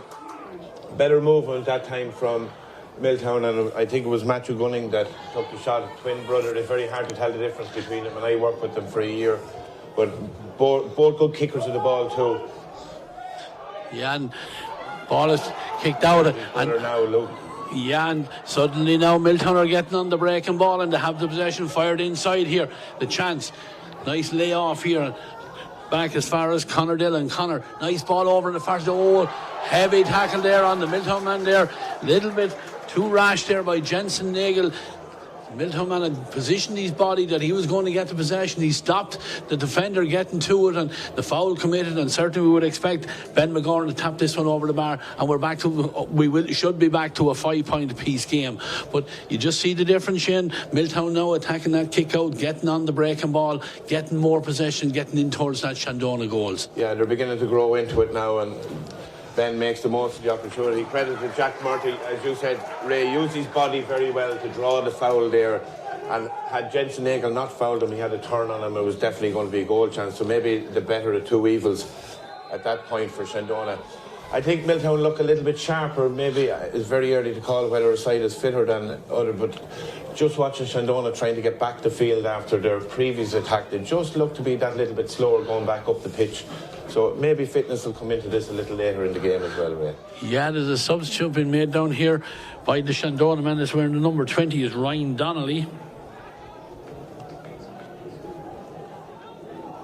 Looks like it's Ryan Norris that's coming off. Ryan with the orange boots. I think he's a couple of scores for himself in the first half. Yeah, he got a tackle and seemed to get an injury over on the far side, remember, just before the end of the first half, and that seemed to have effect on his play. But the kick out again, Milltown is starting to get on top on these kick outs and winning a lot of possession. They're coming forward again, starting to grow in a little bit of confidence, coming forward again. There's an opportunity here, given inside here. There's a spare man. It's Dara Conway or Dara Hines. Dara with the shot, half blocked down, dropped inside. Danger not gone yet. The shot, on the turn there, is fired over the bar, and the Milltown men are gone into the lead. Lovely score there. Yeah, Dara Hines' shot got half blocked by the two Shandonagh defenders, but Jarlath Boyce showed his athleticism there, and that could easily be in the back of the net as easily as it is over the bar. It's what he's known for. Danger on the edge of the square. And when he was introduced, Ray, he initially went in a centre-back position, but he's pushed right up now. We talk about pinning Kavanagh back in there, pinning Conway back in, and I think he's going to give Conway plenty to think about for the next 15 minutes in this game. Yeah, Milltown won that possession again from the kick out and got the shot in, but it hung up in the breeze there, trying to get Ja onto that ball inside, but the goalkeeper gathered it and was fouled eventually, and Shandonagh have the possession again, trailing now by that solitary point. The ball is fired inside, possession, big hit coming in on Kevin Boyle there, but Shandonagh do retain the possession. Tom Malloy has it again. Tom, very, very close at the end line, little ball across and chance of a goal, and it's finished to the net. Ryan Donnelly, wearing the number 20, the man who was introduced there. And is that going to be the big score of the day? Shane, we said about it, a goal would probably win this game. This puts Shandonagh from 1 down to 2 up again, and at a time when Milltown probably had their best period in the game completely, went ahead into the lead, and now great play there from Tom Malloy along the end line, threw the ball across into the air. It was there to be won, and Ryan Donnelly showed the desire, got the hands on it and finished it to the back of the net. Yeah, brilliant play by Tom Malloy after Sean Summers putting a big hit on Kevin Boyle outside, but the ball spilled, ended up in Tic Tac's hands. He took on the player, took a second play, lifted his head, and an excellent ball across the square, and Ryan Donnelly finished his first touch of the game, ended up being in the back of the net. Yeah, and it certainly will test the mettle of this Milltown team. How do they react to that after getting back equal, after being 3 points down, going a point ahead, and now they're 2 behind again? It'll just be interesting to see how they react. It'll add a bit of fuel to Shandonagh too, who seem to be lagging a little bit. That could just perk them up again. Yeah, they have the possession again here. They worked it from the left hand side over to the right, and they're coming back across to the left again, where Aaron Craig just outside the 45, little left footed ball inside Kevin, and Ben Traynor with the possession, gives it back to Aaron Craig, and on now to Daniel Scahill. Daniel holding that possession back again for number 19 is Matthew Scally. He's been introduced, and back as far as Adam Cronin, back now as far as Tom Malloy. Tom just has a look. What options has he in front of him? Decides just to come back and hold possession back to Adam Cronin. Adam with the right foot over the far side of the field it goes. Milltown, a lot of defenders back behind the ball, trying to put a squeeze on the Shandonagh men as they get in towards the 20-metre line. With Shandonagh hold the possession. Tom Malloy, he's been pulling a lot of the strings for his side. Back now as far as Aaron Craig. Aaron looks up, threads a lovely ball inside. Possession got by the Shandonagh men. Go to ground.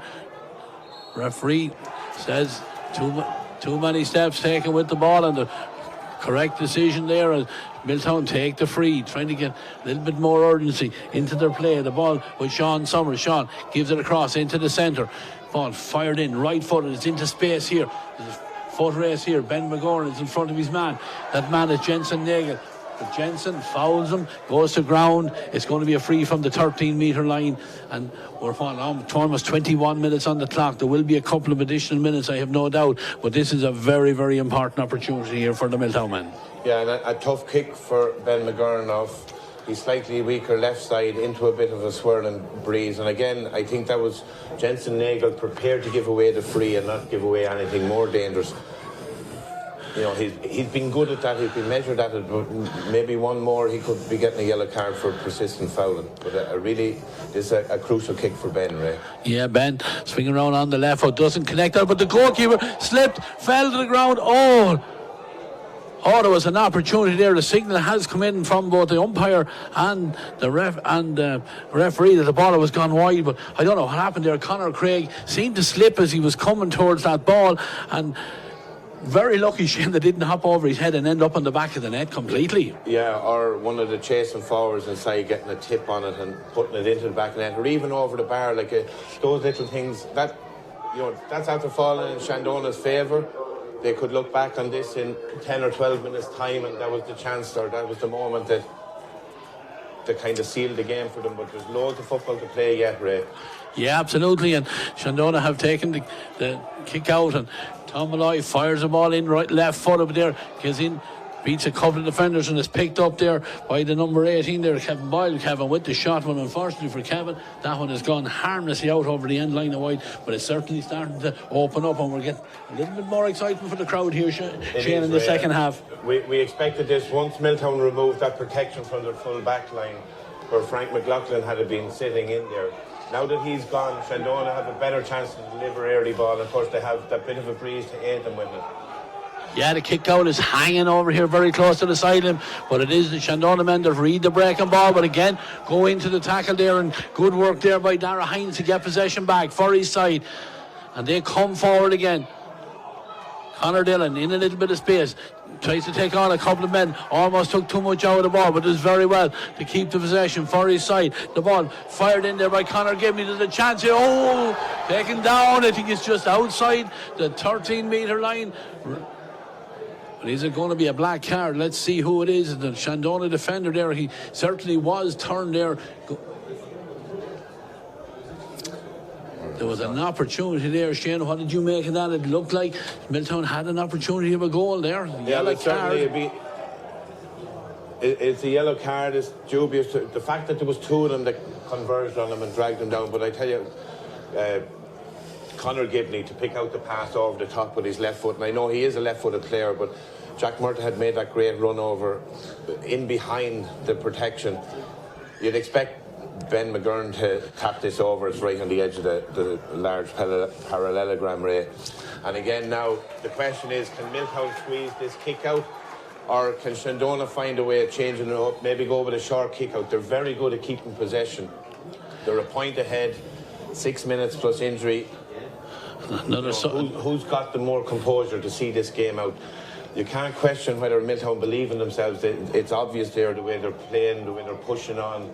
That tackle out here in front of us by Dara Hines kind of emphasised that he wasn't going to give up the ghost. That's what generated the play to make that opportunity.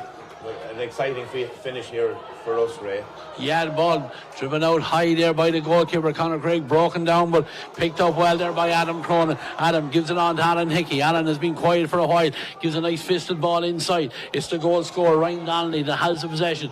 He's been forced away from the Milltown goal there, but does well to hold the possession, gives it back to Alan Hickey. Alan very close to the corner flag, but does very well, nice and composed, fires it back out as far as Ben Traynor. Ben goes inside, Aaron Craig, little pop off pass to the man just being introduced there, wearing number 21, that's Adam Traynor. Shandonagh holding that possession. Remember, it's only a 1 point game, 1 goal and 5 for Shandonagh, that's it, 7 for the Milltown men. Ball carried inside into the traffic there, and Milltown do very well get the bodies on, and they turn over the possession again, and the space over on the far side of the field for Milltown to come forward with the ball, and that they do. Nice play over there. Ball is given back inside.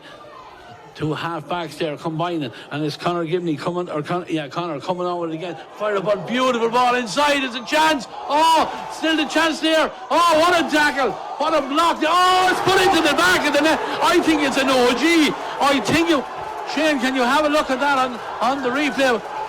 The opportunity appeared not once, not twice. It both seemed to have gone, and then whatever happened, the Shandonagh backs managed to put the ball into the back of the net and not clear it, and what a tonic for the Milltown men. Yeah, just looking at the replay here, Ray, and it ended up that it does appear to be an own goal by Conor Craig as he slapped at the ball that was rolling by him. You know, a real tonic for Milltown is that threat of Jab Boyce inside, another great diagonal ball by Conor Gibney. But interesting, Shandonagh's last 2 attacks, it reminds me very much of training ground situations where a team sets up defensively, you're asked to pick holes and ask the questions, and on both occasions Milltown stood strong and came out with it and come away with scores from it. Massive moment in the game, the 2 point lead back to Milltown again, and a chance to play in a county final in 2 weeks' time is within their grasp now. But can they keep the discipline? Can Shandonagh find one more opportunity? 2 to level it up, maybe they can pick a hole and get a goal, Ray. But yeah, you can see a lot of training ground exercises coming to the fore here. Not only did Milltown withstand the attack and kept Shandonagh playing on the outside, but the transition after, the effort to get up the pitch, get the ball to the kicker's hands, peel off behind the Shandonagh defence. Look, sloppy goal from Shandonagh's perspective, but Milltown will be very happy that that's the way they wanted to play the game. Might not materialise in the first half. There's an opportunity at the other end for Shandonagh did win the kick out, came forward, and the foul committed there, and the free taken with the left foot there by Tom Malloy, and Tom brings it back to a 1 point game. It's his first score of this game so far. The clock now, everyone has their eyes on it. It says over on the far side of the field, 27 minutes and 50 seconds. There has been a couple of stoppages, so I'm sure there will be a bit more additional time. Milltown goes short with the kick out. It's that man, I think Conor Gibney again, that wins it. Gets fouled with the left foot, hangs the ball down here, broken down, picked up there by the number 21, Adam Traynor. Adam gives the ball out. Shandonagh on the attack again, holding that possession, coming across is the cornerback Daniel Scahill.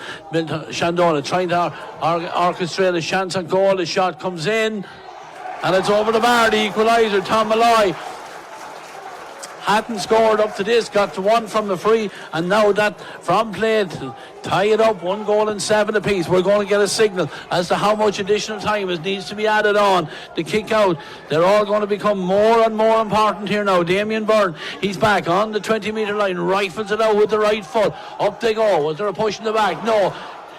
Jab Boyce does very well to win that ball as it came through. Gives a fisted pass on as far as Dara Hines. Dara thought about taking the shot, does very well, holds the possession, gives a lovely ball inside. There's a chance here. The shot comes in. Ben McGorn. Ben will be disappointed with himself there because I think he actually had more time than he thought there. 3 minutes is the call. I thought actually there would be more. We're into the final minute of the 30. There was a great chance there for the Milltown men to get a score. So now possession back with Conor Craig and Shandonagh. The ball is on the 20-metre line, ready with the kick out, left-footed. Fires it out, it's hanging out over on the far side of the field. Up they go. Who's on the breaking ball? Ball flicked away there on the ground by the Shandonagh men. Flicked again on the ground. Shandonagh have it again. Looked like it was picked up off the ground by Ben Traynor. Not so, said the referee, and the play goes on. Lovely ball inside. Shandonagh on the attack again.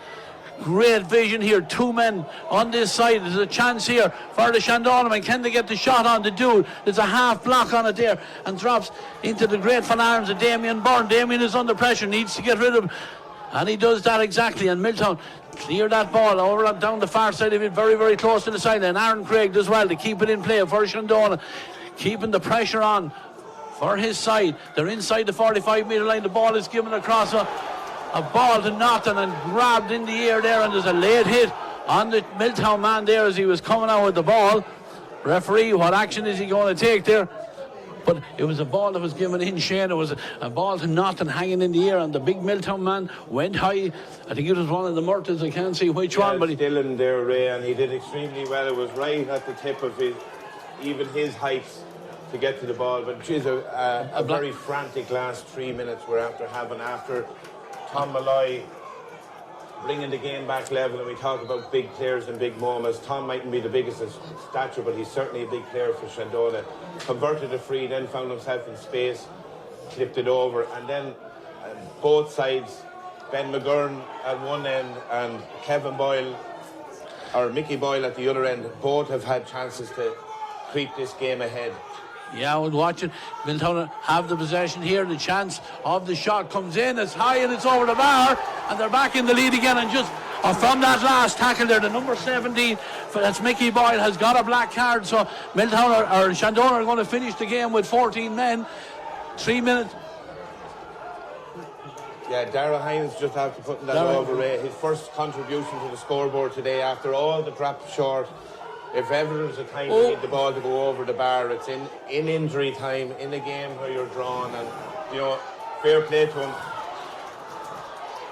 Yeah, he got it over there, but Shandonagh go short with the kick out, and they're attacking down this side of the field again. They're working in central, trying to orchestrate Matthew Scally. Matthew gives it back to Tom Malloy. Can Tom weave a little bit of magic again? Goes left, goes right, goes back out onto the right again, drops it in. It's a dangerous ball. Oh, the goalkeeper, Damien Byrne, did very, very well there. He had to be alert there because the Shandonagh man was coming across in front of him. One little flick and it could have been in the net, but good work by the keeper. Lovely ball fired down the line. Was there a push on the Milltown man? No, said the referee, and in fact the ball went out over the sideline, and a pull back there. I think they're starting to get a little bit hot and heavy out here. The referee allowing the play, calling for the play to resume, and the ball is with Tom Malloy. Tom, two Milltown men around him, forced back. We're into the last 30 seconds of this first semi-final of the Rytec Intermediate Football Championship. There's only going to be one chance for Shandonagh to get one score. The ball is very, very close to the sideline. It's gone out over the sideline. I think it's going to be a Shandonagh ball. Linesman signaled, I think it is a Shandonagh possession. This is going to be about 26 metres out from the goals. Shandonagh fire it back out here, holding the ball back out as far as Daniel Scahill. Daniel fists the ball across into the centre. The fullback is Darragh Conway. Darragh gives it over to the far side. Tom Malloy. Milltown need to be disciplined. They don't need to make it easy for the Shandonagh men. Daniel Scahill comes inside. Is he going to back himself? No. Just gives it possession over there. Shandonagh coming forward here, trying to get the opportunity. Is fired across. Oh, it's a great score. It's a fabulous goal. I think that was Adam Traynor wearing the number 21 that got the shot away. What a way under severe pressure with the clock gone over the 3 minutes allocated. He got the shot. He backed himself. He was only introduced at about 10 minutes to go. And Shane Dunn, it looks like we're here for extra time. Yeah, it's looking that way, Ray, and I suppose you have the Milltown crowd and perhaps the Milltown players looking for Enda Kelly to blow this game up, but he indicated a minimum of 3 minutes. That can run to whatever it was. There were a couple of short stoppages. He was always going to let the play finish out, whether that was a shot. And, you know, credit to Adam Traynor, a young man, to back himself from a tough enough angle. Milltown looked like they had just done enough to push themselves into a first intermediate football final, and I can't tell you how many years, Ray, and I know a bit of my history, but I don't know when they were last in one. You know, guts from both sides. You know, we were really entertained, I think, in that second half. Partly because it opened up, I think partly because of the changes made by both management, and credit to both management teams for that. They recognised the changes that needed to be made. Again, this is something that's going to stand for whomever comes out on the end of this result. You know, showing a bit of guts to get both sides have dragged this back from a losing position, right? So it's really, really going to be very interesting to see how the next 10 minutes and a half of extra time plays out. Yeah, it was a frantic finish to it there, really. I thought maybe the chance had gone here when Aaron Craig, didn't get the possession cleanly and was put out over the side of them. But Shandonagh were cool and calm. They held the possession, went through the hands. And, the young man, Adam Traynor, he backed himself. It was a difficult angle, right foot, not on the correct side for a right-footed kicker, and he guided it over the bar. He did, and credit to him. And sometimes that naivety of youth is a great thing to have in a moment like that, Ray. Similarly, credit to Darragh Hines for kicking the one to put Milltown ahead. He hadn't the best day with his shooting boots, but continued to persevere at it. And I think overall, if I adjudicate it, I think 1-8 apiece is fair after 60 odd minutes of football. Yeah, I agree with you on that, Shane. And we criticise referees at times as well. And Enda Kelly from Castley did a great job in that game. He let it go. There was a couple of opportunities, maybe could have pulled things back, but he let it go. But look, he has to be complimented as well. We'll criticise him when they deserve it, and we'll compliment him when he deserves as well. Well done to him and his officials. We're going to be here for another 20 minutes, but for now we're going to take a little bit of break, draw a breath, and we'll be back for the extra time.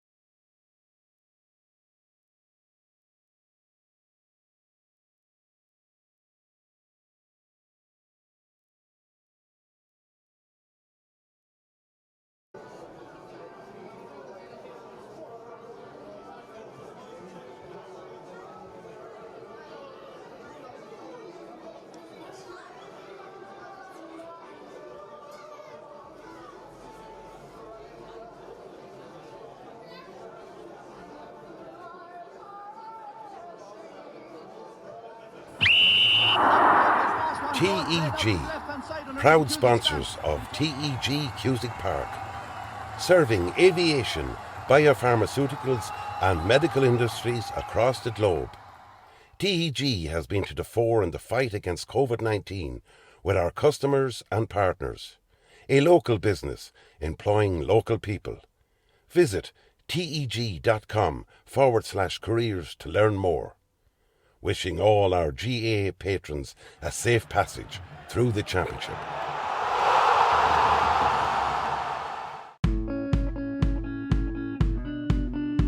Clark's Bar, wishing all teams the very best today.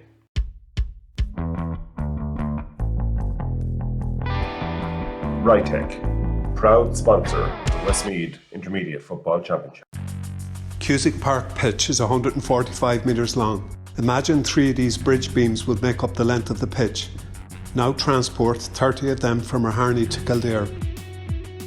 A challenge overcome by a great team with the support of a great community. My name is Pat Barrett, Project Manager, Shamer to Precast.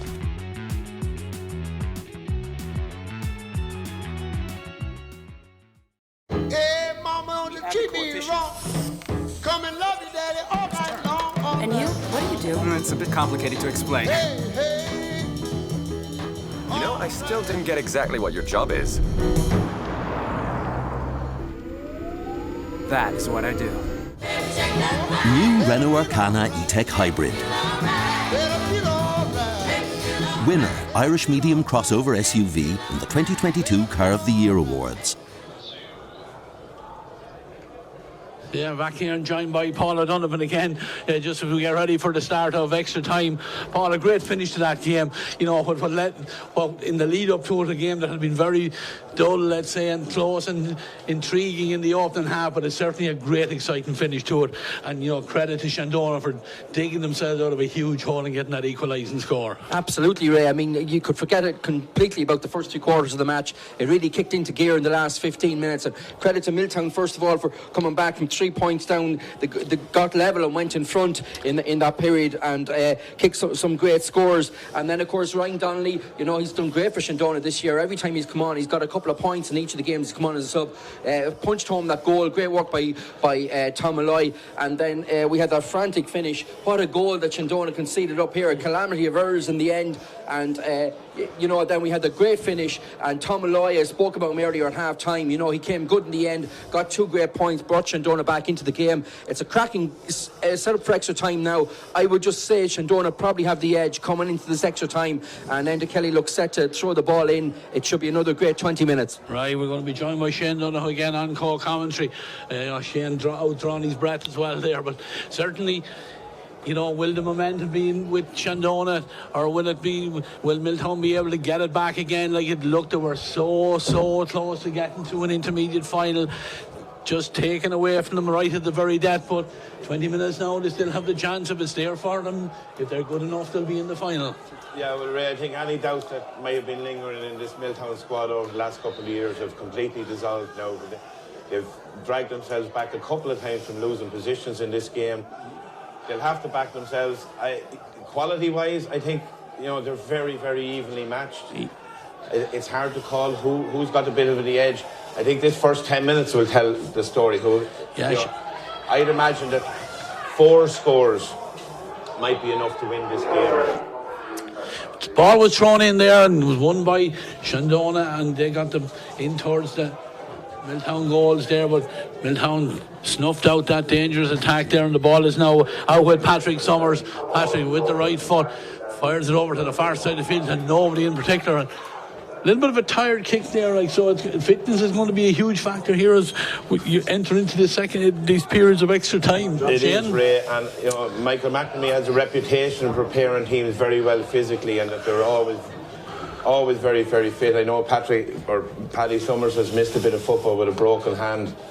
Probably hasn't as much work as some lads do, and as you said, that was a tired kick. It was a kind of a nervy kick, and out over the sideline to nobody. But we're setting up again, typically as what we've seen for a lot of the game. Shandonagh tried to play the game around the perimeter. Milltown protecting that with a couple of lines of defenders with no particular man marking happening. It's all about protecting that kicking zone.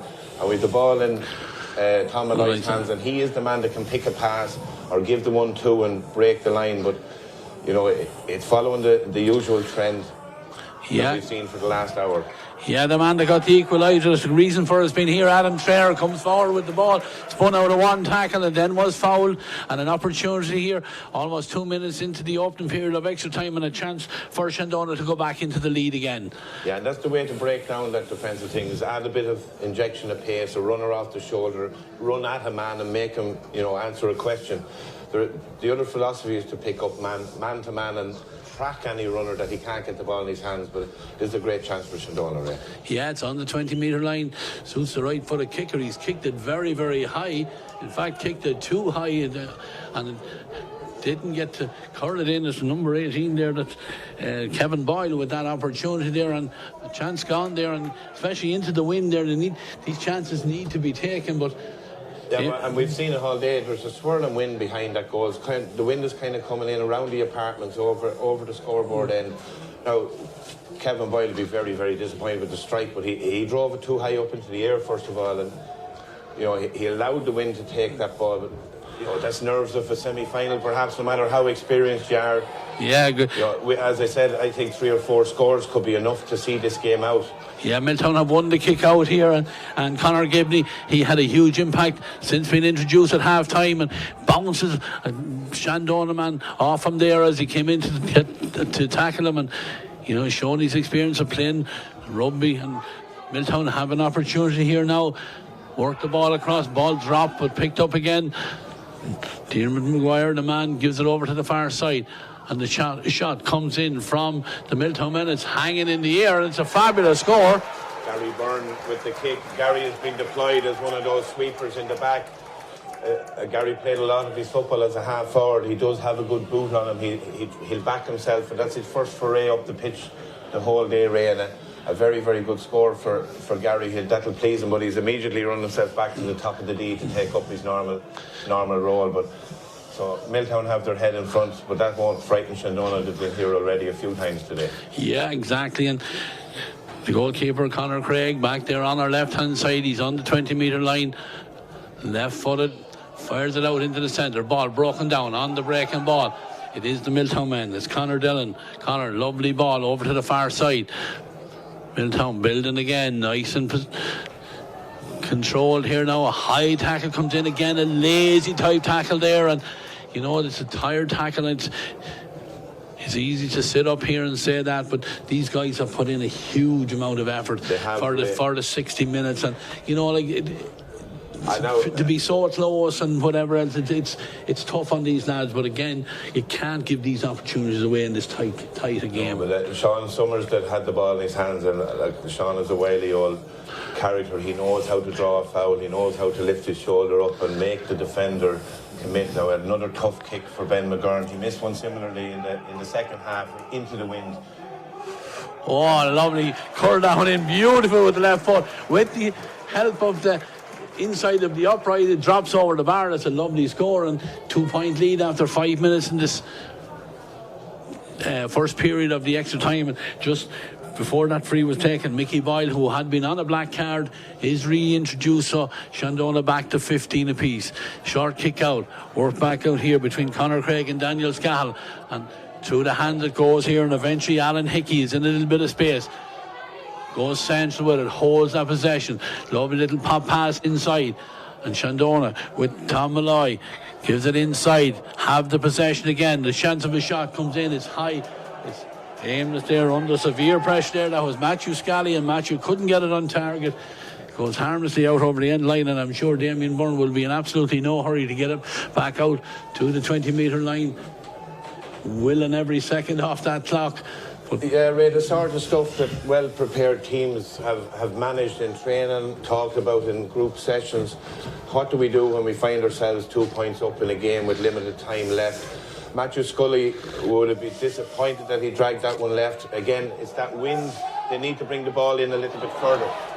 Kick out misjudged by a couple of Shandonagh men there, and it breaks nicely for Jack Murta. Jack carrying it forward. Great tracking back there by the Shandonagh backs there, and players down with cramp there, but referee allows the play to go on, and Shandonagh have the possession with Alan Hickey very close to the sideline. Alan jinks inside, opens the play up and gives it to Aaron Craig. Aaron fires it across to Tom Malloy. Tom has a little bit of space as he comes towards the 45, treads a little ball inside, well gathered in there, and Shandonagh have the possession again. Kevin Boyle. Kevin is under pressure, recycles it back out again, but again pass a little bit blind there, is intercepted there by the Milltown men. They have the possession. They have already taken the free, and they're coming out of the defence again. Yeah, but Sean Summers again, Ray, and I think that those two subs at half-time by Milltown have made a massive difference to this game. Conor Gibney delivered the ball just now to Jarlath Boyce inside, and Sean Summers, both of them showing great physicality and a little bit of know-how in game management and making good decisions. Yeah, and Jab Ice has done very well there. Couple of times looked like he was being fouled, but the possession there, I think it was Ben McGurn was trying to get it back to Jab Ice on the loop, but intercepted there by the Shandonagh men, and they have the possession again, and Alan Hickey has the ball, being forced back towards his own goal, soccer style, with the advantage being played, gives it inside, and Daniel Scahill is coming forward again. Gives it on now to Tom Malloy. Tom comes to the 45, goes left and jinks back in, and he's right, trying to get it onto his left foot. He takes the shot. It's hanging in the air, but it's dropped over the bar. Lovely score. Tom Malloy's third one. Yeah, we mentioned him at the end of normal time, Ray, the big player for the big occasion. Look, he's a fabulous footballer. He spent time inside with the county senior setup under Jack Cooney a couple of years ago. There's no doubt about his quality. It takes guts to do that, to take that on, having watched some of your colleagues hanging them up short or drifting them wide. So a really good settling score again for Shandonagh, only a point in the game. So we can see bodies beginning to fail a little bit out here on the pitch. So introduction of fresh legs, I think it's Wayne Smith that's coming in, a dynamic type of a player who's full of energy. Wayne Smith replacing Dylan Murta, and Garrett Carr has been reintroduced again for Shandonagh, replacing the number 3 Dara Conway, who went to ground with cramp. Ball is out over the sideline here. It was well fetched by Jack Murta. Jack did very well for his side. The ball has gone out over the sideline. It's going to be a line ball, and it's going to be taken by Conor Gibney. Conor plays it back, and Milltown have the possession, carrying it forward. It's the corner back. There's Matthew Gunning. Matthew does very well. Gives it back as far as Conor Dillon. Conor with the outside of the right foot. Nice ball. Looking for Ben McGovern. Ben looked like he was pushed. Referee allows the advantage, allows the play to go on. Milltown with the possession, but again, very, very close to the sideline. Referee says nothing wrong with it, and the ball falls off the Milltown man's hands and out over the sideline. But again, the line ball inside, a little bit casual, and it's one back here, and it's with Conor Gibney, and Conor with the shot. Umpire looks up at it as that one goes out harmlessly out over the end line. 9.5 minutes gone in this opening half. Yeah, we mentioned one between them. We mentioned a little bit of tiredness creeping into the game, and it's those kind of lazy, short kick passes, and even Conor's effort at goal there probably should have taken another play or found one of the more prolific shooters. If I'd any little criticism of who I think is a fine footballer, Ben McGovern, he tends to lose his footing as he's collecting the ball, Ray, and that gave Jensen Nagel the chance to close him down and snuff out that what was looking like a proper opportunity for Milltown. Yep, ball is back with Conor Craig, waiting for the ball to be put back into play. He has this on the 20-metre line, goes short, gives it out to his centre half back Adam Cronin. Adam going short to Adam Traynor, and through the hands it goes, and now there's a chance here for Daniel Scahill. Daniel has grown into this game, no problem with fitness for him as he's driving forward from the right cornerback position. Ball is back now with Tom Malloy. Tom jinks his man on the right hand side, holds the ball, moves it back as far as Daniel Scahill again, who gives it back inside to Conor McCrossan. Conor, ball inside. Here's a chance now for Mickey Boyle. Mickey in a little bit of space gives it back to the man who scored the goal in the regular period of time. That's the number 20 Ryan Donnelly. Ryan's shot not on target, despite the best efforts there of Kevin Boyle. Couldn't keep it in play, and it's gone out over the sideline, and we should be very, very close to the end of this opening period. Almost 11 minutes played, 1 minute of additional time. The referee is having a look at his watch. Damien Byrne is back there. Damien is in absolutely no hurry. His side ahead by the narrowest of margins, 111 to 110 to 19. Referee is looking at his watch. Damien with the right foot fires it high, and that is the end of the opening period of extra time.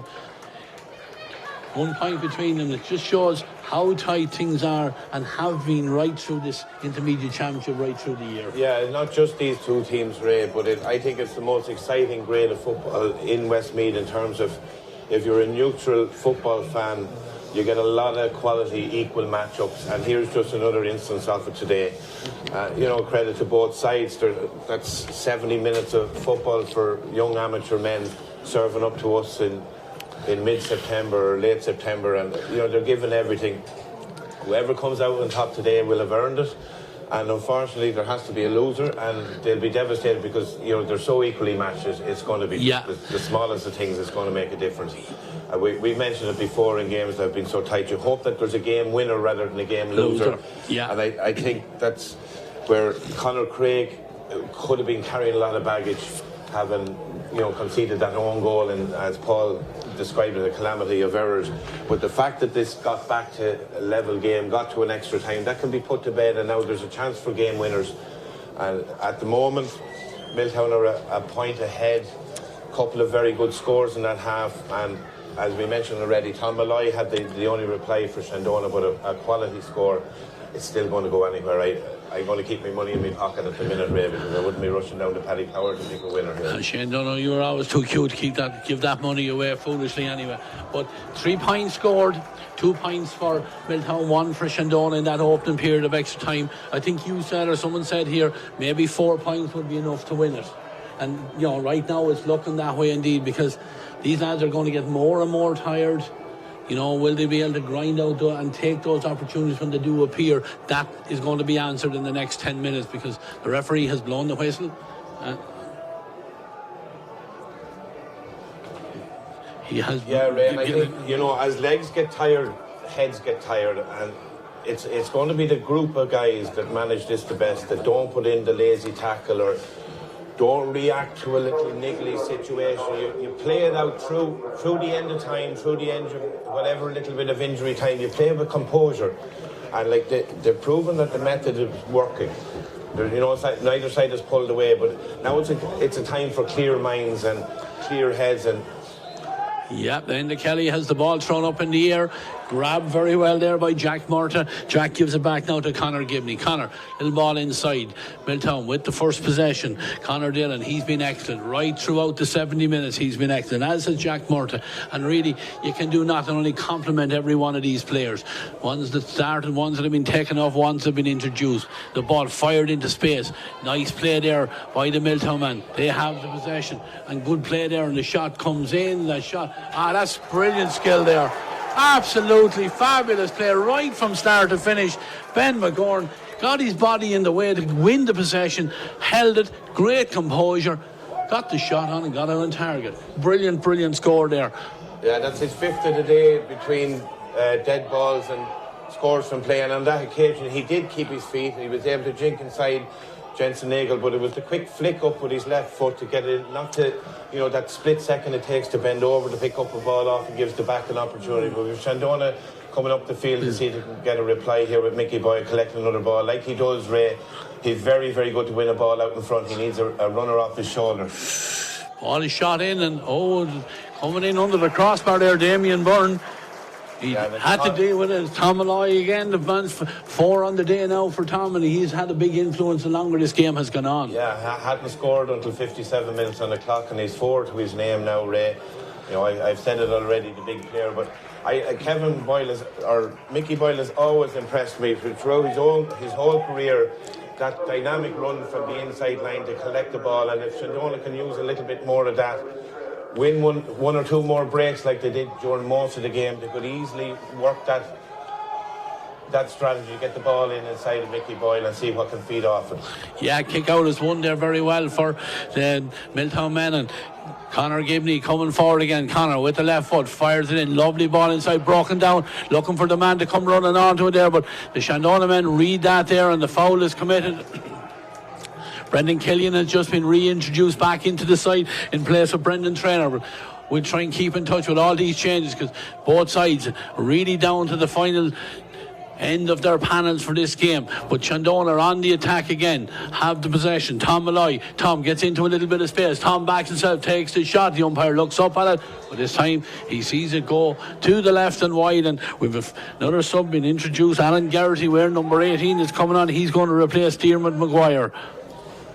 Yeah, and Diarmuid Maguire has put in a good shift today. A guy that used to play inside in the corner back line, but he's proven himself to be a very capable half back line. Very clean hands. He seems to just be carrying a bit of cramp or tiredness. Disappointing for Tom Malloy with that last effort. He really has been the stand-up man for Shandonagh today, Ray, and that one just drifted just left of the goalpost. Yeah, the kick out is gathered up there by Adam Cronin for Shandonagh, and he gives it on to Aaron Craig, who fires it inside here. Man that was reintroduced, Brian Kavanagh. He had good vision. Another man reintroduced, Brendan Killian. Brendan across the Milltown 45, gives the ball inside. Forward has it. Again, good tackling there by the Milltown men. They've been outnumbered in there. There's a tackling here, the stalemate. Referee just has a look at it and then decides he's going to take the ball from both players. He's going to throw it up. Rezuma with a throw-in ball. 111 to Milltown, 110 for Shandonagh. We're almost 3 and 4 minutes gone in the second period of extra time. The ball is thrown up, and I think the Shandonagh man jumped straight into the Milltown man there as that ball was in the air, and it's going to be a free out for Milltown. Yeah, that man Conor Gibney again, we've mentioned, but how do you deal with a physical specimen like that knows how to use his size? He's able to get up and down the pitch, and in that throw in, Aaron Craig is no slouch himself, but he just wasn't able to handle just the bulk of Conor Gibney, and it took the pressure off Milltown back there, Ray. Yeah, Wayne Smith winning that ball for his side, but again, Possession almost turned over, but foul committed by the Milltown men in there, and Shandonagh living dangerously there, but they have the free out and they have the possession, and they're on the move with Adam Traynor. They're over on the far side of the field. Aaron Craig, little fisted ball inside to Conor McCrossan. Conor has really clocked up the miles here in this game, and with the right foot he backs himself, he takes a shot. It's a fine shot at his first score, and it's the equaliser. A great score there, all the ones in the scoreboard, 1 goal and 11 points apiece. Great score there, great response. Yeah, Conor McCrossan backed himself there. And well done to Conor McCrossan, a very good score, equalises the game. I see a little bit of panic edging into both sides here. I think there's 8 people on the sideline for Shandonagh with bibs on them, and of course that sort of excitement and passion and panic can spill into a team. Similarly here, Milltown on the verge of a final that, you know, at the beginning of the year nobody might have had them picked for. They had a notoriously bad Division 1 campaign, didn't win a single game, Ray, but we all know football's about championship, and you don't look back on the league too much when you're at this stage of the year. Yep. Absolutely, and certainly not now at this stage, because Conor Gibney has won the ball here and he's given it on to Dara Hines. Dara heading towards the 20-metre line. Is he going to back himself? He goes to ground, has support here from Conor Dillon. Conor takes on the Shandonagh men, bouncing around a couple of tackles, gets the shot on. It's just almost kept in play there, but the umpire signals the ball had gone wide, much to the disappointment of the Milltown supporters here in the ground here in TG Cusick Park there. But Conor Dillon had done very well. He got the shot away, but couldn't get it on target. But despite the best efforts there of Job Boys, couldn't keep it in play. There's a Milltown man gone to the ground there. I'd say it's cramp again, I would imagine, at this stage. But both sets of supporters trying to raise their team for the last 4 minutes or whatever. Certainly it's going to be heartbreaking, Shane, for one of these teams. And, you know, even at this stage, who could bet against going to penalties? Yeah, Ray, and I don't know what my personal feeling is on that to decide a game of this magnitude. You know, there's plenty of time in the season to say that we'll have replays for semi-finals and extend the gap to a final at least by, I think we've 2 weeks to a county final, and we're not out in the first round of Leinster. I think there's been a bye for Westmeath. But if it gets down to that, we'll enjoy it as neutrals, and it will be a spectacle for everyone that's here. And the place beginning to fill up with the senior game scheduled to be here at 4 o'clock. So great entertainment for the Killucan and St. Lomans supporters that have drifted in here towards the latter end of this game. But personally, I'd like to see somebody just be a match winner, be a hero. This is an amateur game.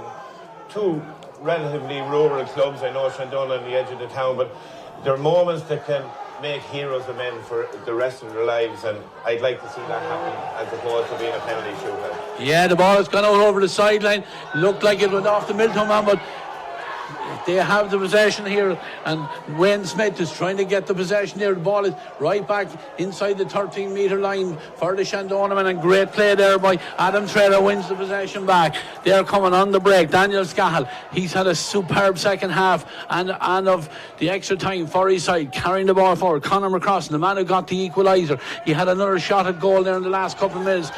Backed himself again, but just couldn't get it on target. Daniel Scahill with a lovely fisted ball inside to Ryan Donnelly. Ryan gives the ball inside. There's a chance here, and it's fired over the bar. Great score there, Kevin Boyle with his second point.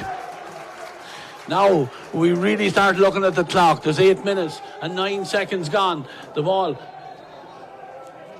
little bit of argy-bargy in there in the goals. I think Shandonagh trying to just delay the whole thing and getting the kick out, but they're ahead on the scoreboard by the solitary point. Damien Byrne, he's on the 20-metre line. He's getting ready to fire it out here.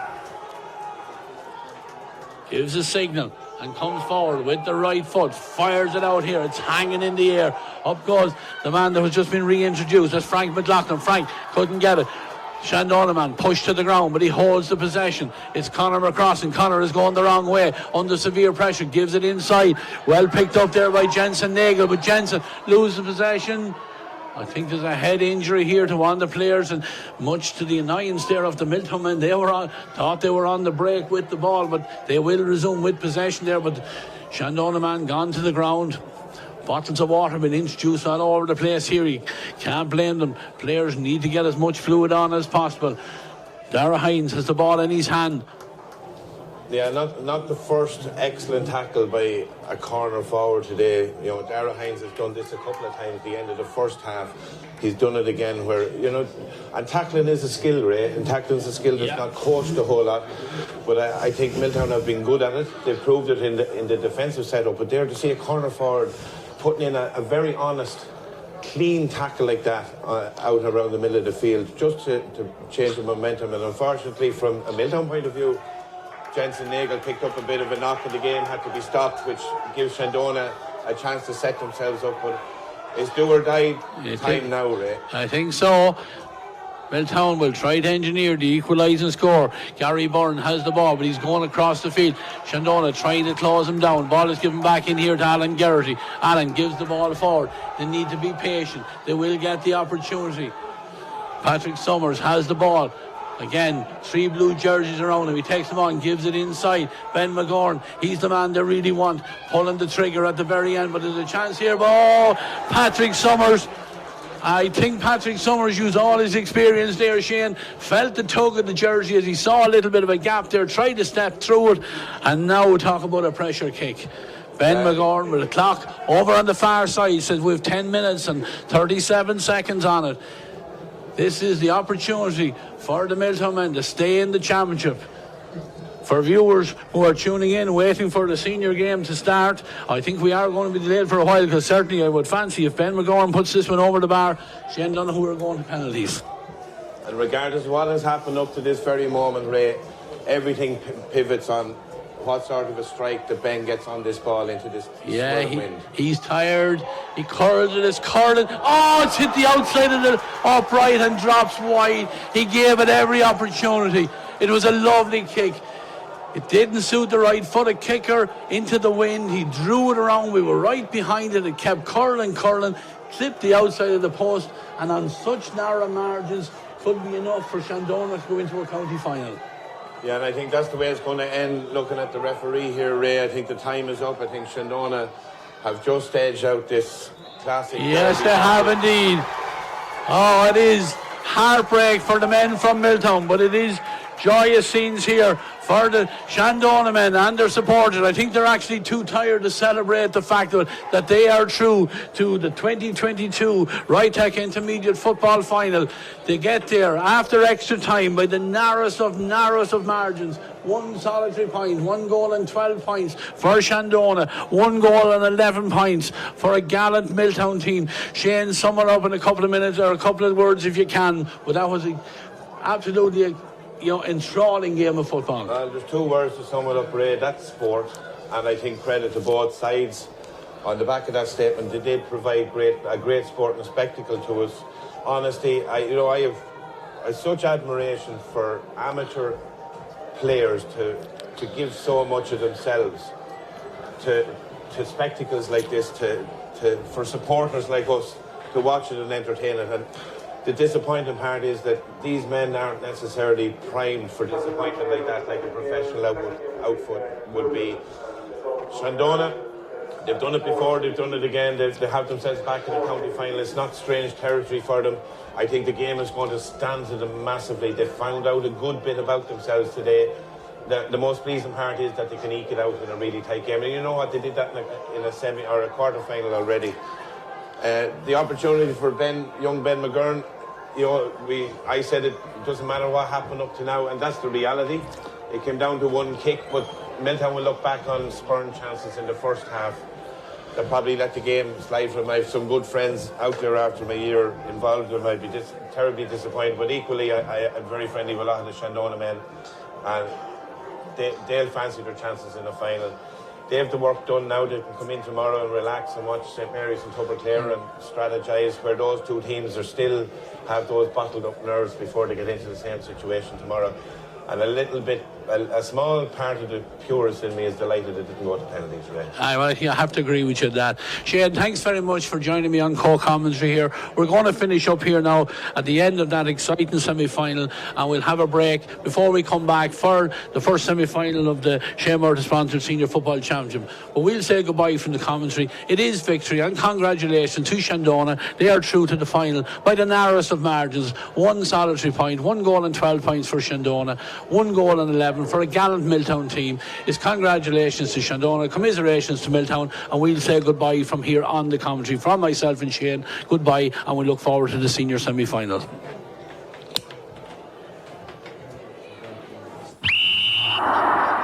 TEG, proud sponsors of TEG Cusick Park, serving aviation, biopharmaceuticals and medical industries across the globe.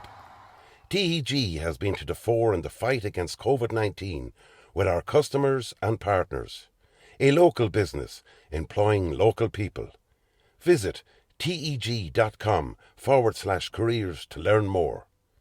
Wishing all our GAA patrons a safe passage through the championship.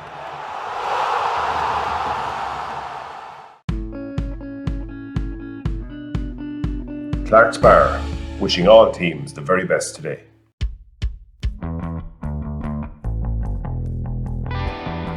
Rytec, proud sponsor of the Westmeath Intermediate Football Championship. Cusick Park pitch is 145 metres long. Imagine 3 of these bridge beams would make up the length of the pitch. Now transport 30 of them from Harney to Kildare. A challenge overcome by a great team with the support of a great community.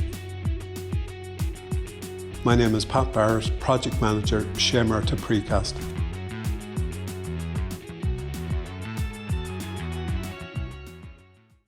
Hey, mama, don't treat me wrong. Come and love you, daddy, all night long. And you? What do you do? It's a bit complicated to explain. Hey, hey. You know, I still didn't get exactly what your job is. That is what I do.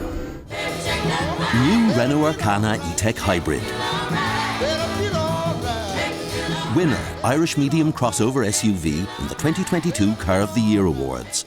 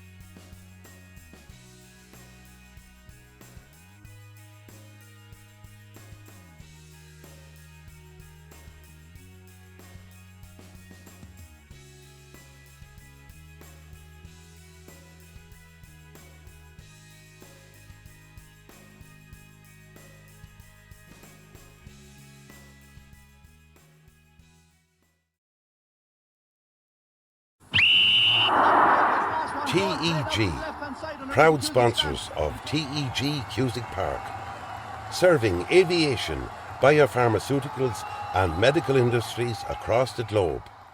TEG has been to the fore in the fight against COVID-19 with our customers and partners. A local business employing local people. Visit teg.com/careers to learn more. Wishing all our GAA patrons a safe passage through the championship.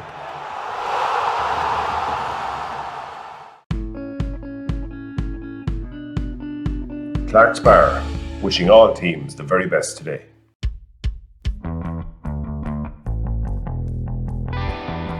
Rytech, proud sponsor of the Westmeath Intermediate Football Championship.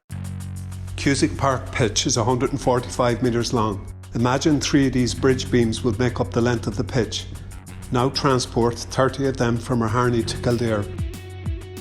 A challenge overcome by a great team with the support of a great community. My name is Pat Barrett, Project Manager, Shamerta Precast.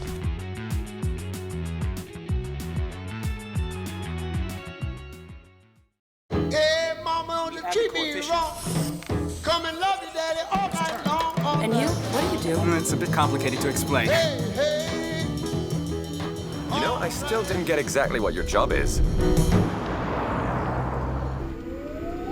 That is what I do. New Renault Arcana E-Tech Hybrid. Winner, Irish Medium Crossover SUV in the 2022 Car of the Year Awards. Good afternoon, ladies and gentlemen, and welcome to this afternoon's Senior Shamerta Senior Football Championship semi-final between Killucan and St. Lomans and Mullingar. Paul Newland here on commentary for AirBTV, and I'm joined in co-commenting this afternoon for the second game by Tom Brown. Tom, we're just after seeing a very exciting game here in the Intermediate Championship here. Great value for our viewers on AirBTV. Shandonagh winning narrowly, and now it's the big one. It's Killucan versus St. Lomans, and I suppose, Tom, a novel semi-final, one we may not have predicted before the start of the championship. St. Lomans maybe, but Killucan have certainly punched them up their way in a small bit this year. Yeah, the first time Killucan getting back to the semi-final since 2016. They will be buoyed off a fantastic result again. First time Kinnegad in the quarter-final, and they won't fear St. Lomans coming into this game. It'll be a very, very lively opening 10 minutes in my eyes. And Lomans, of course, going for 3 in a row. They are going to be very, very tough to beat. Yeah, and speaking of that 3 in a row, most of that team are back again for that 3 in a row here again. And after an inauspicious, I suppose, start where they got a bit of a drubbing by the Downs, they've come good, and it seems to be the modus operandi every year. You know, get it right for the county quarter-final or county semi-final and plough on from there, Tom. And they would be much more than confident. Bookies put them as warm favourites for today's game, and rightly so. Yeah, rightly so. They've got 4 wins. That only loss came against the Downs in the group stage, but they're so experienced getting to the playoff stages. The semi-final is what they want to be in. They're in that here today, and with the bench, with the forward line of Sean Flanagan, Ron O'Toole, Danny McCartan, TJ Cox, Shane Dempsey, and of course John Heston, they're going to be a very, very tall order and turning over here today. Killucan are going to have to be at their very, very best. Yeah, and probably Lomans are going to be at a little bit less than their best, I suppose, if we're being quite honest about this. But Killucan at the same time, they have some really good players this year. I'm really fond of this Sam Smith, the fullback, really quality player. I've watched him most of the season. Sean Leach at the centre of the field probably won't play there. Killian Doyle, of course, our nomination for the All-Star in hurling, but he can play the big boy game too. And Devin Hill up front, if Lomans are going to win, they're going to have to keep him quiet, certainly, in my opinion. Big loss, of course. Owen Keys was a loss for Harney last week, and he's a loss to Killucan today. But look, you play with what you're dealt, I suppose, Thomas. Isn't that fair to say? Yeah, play with what you're dealt. But Killucan are one of the clubs in Westmeath that are progressing over the last couple of years. There's 2 or 3 teams involved in championship every year. They're building, they're growing. They have a good setup out there, and it's probably just reward for them for getting 3 teams onto a championship arena. And they're getting the benefits. Devin Hill is a fantastic footballer. So too is Sam Smith, as you mentioned. There's a lot of equally matched players on the Killucan team. They're probably a little bit young for the St. Lomans experience, but I wouldn't bet against them turning St. Lomans over here, but they're going to need to be excellent. Really on top of their game, yeah. Really on top of the game. They're going to need to be really all in sync and cutting out the thread of John Heston. If you cut out the thread of John Heston, you've got Ronan O'Toole. There's so many weapons in the St. Lomans armoury, but they've every chance coming into this game. Look at while we're at that, so Tom, we'll go and announce the teams. We'll give you St. Lomans Mullingar first. In goals is Jason Daly, full back line Jerry Grahan wearing 2, Jack Gagan at full back wearing 3, and David Whelan at 4. Peter Foy is at 5, Kelvin Riley centre back at 6, and Conor O'Donoghue the Mousey at 7. Centre of the field wearing 8 is Ryan Jones, and 9 is Sam McCartan. And the half forward line 10 is Sean Flanagan, 11 Ronan O'Toole, and 12 is Danny McCartan. And the full forward line 13 TJ Cox, 14 full forward John Heslett, and 15 is Shane Dempsey. Looking at the Killucan side, Iver Hain, David Bryan, Iver Doe, Andrew Flood, Iver 3, Sam Smith, agus Iver Cahir, Luke Darby. Iver Cooey, Cormac Boyle, Iver Shea, Robbie Gravel, agus Iver Shock, Shawnee Quinn. Lorna Park, Iver Huck, Sean Leash, agus Iver Nee, Joey Boyle. Iver Jack, Gary Gravel, Iver Hain, Killian Doyle, agus Iver Doyle, Aaron Kiernan. Iver 3 Jig, Devon Hill, Iver Cahir Jig, Eamon Coneen, agus Iver Cooey Dig, Rory Keys. We don't see any referee out on the pitch yet at the moment, Tom, so we'll give you that when we have it. I'm not quite sure who's on it. But looking at the benches as well, Lomans, of course, with a very, very, very strong bench. You know, the likes of Darrow Keefe can come into that, Shawnee Kelly, you know, young Hogan. Like, they've a wealth of talent there. Kevin Regan, of course, as well. Paddy Douglas, he listed at number 25, probably his first game back here. And he looks absolutely match fit and ready to go. And as we've seen, particularly for the last 2 years, Tom, if Lomans are in trouble, he's the go-to man. Yeah, he's the go-to man for man mark, and he's a very good guy to get himself primed for the playoffs of the championship, the business end of the season. And he's a wonderful sub to bring on. I see Fola on the line there as well. There's just an array of talent on the St. Lomans team, from 1 to 35 there. Stephen Gallagher, I see, is 35 there. Very, very good keeper in his day.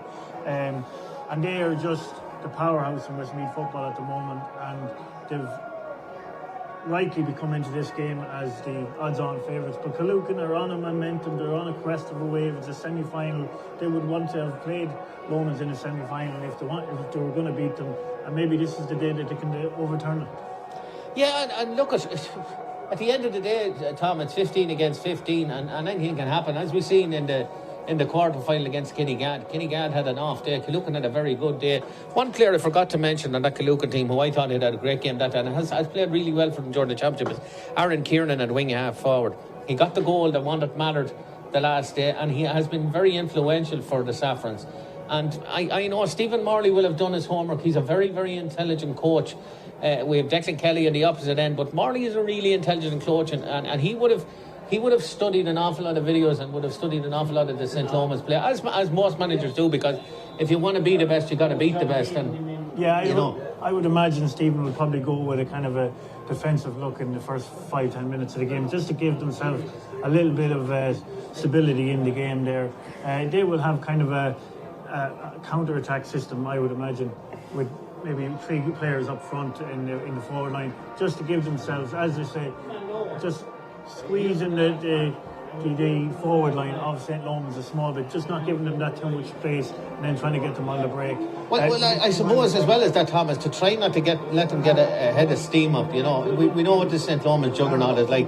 They get ahead of you and they get a head of steam up. They're so difficult to beat, and not alone are they one of the best teams in this county. They're one of the best teams in Leinster, even in the country at this stage. You know, they've proven it on the big stage. Perhaps maybe haven't succeeded as much as they should have on a provincial level or a national level, but it's something that they would strive for, and it's something I know that they were interested in. But we're going to stand now for our Ron Navian.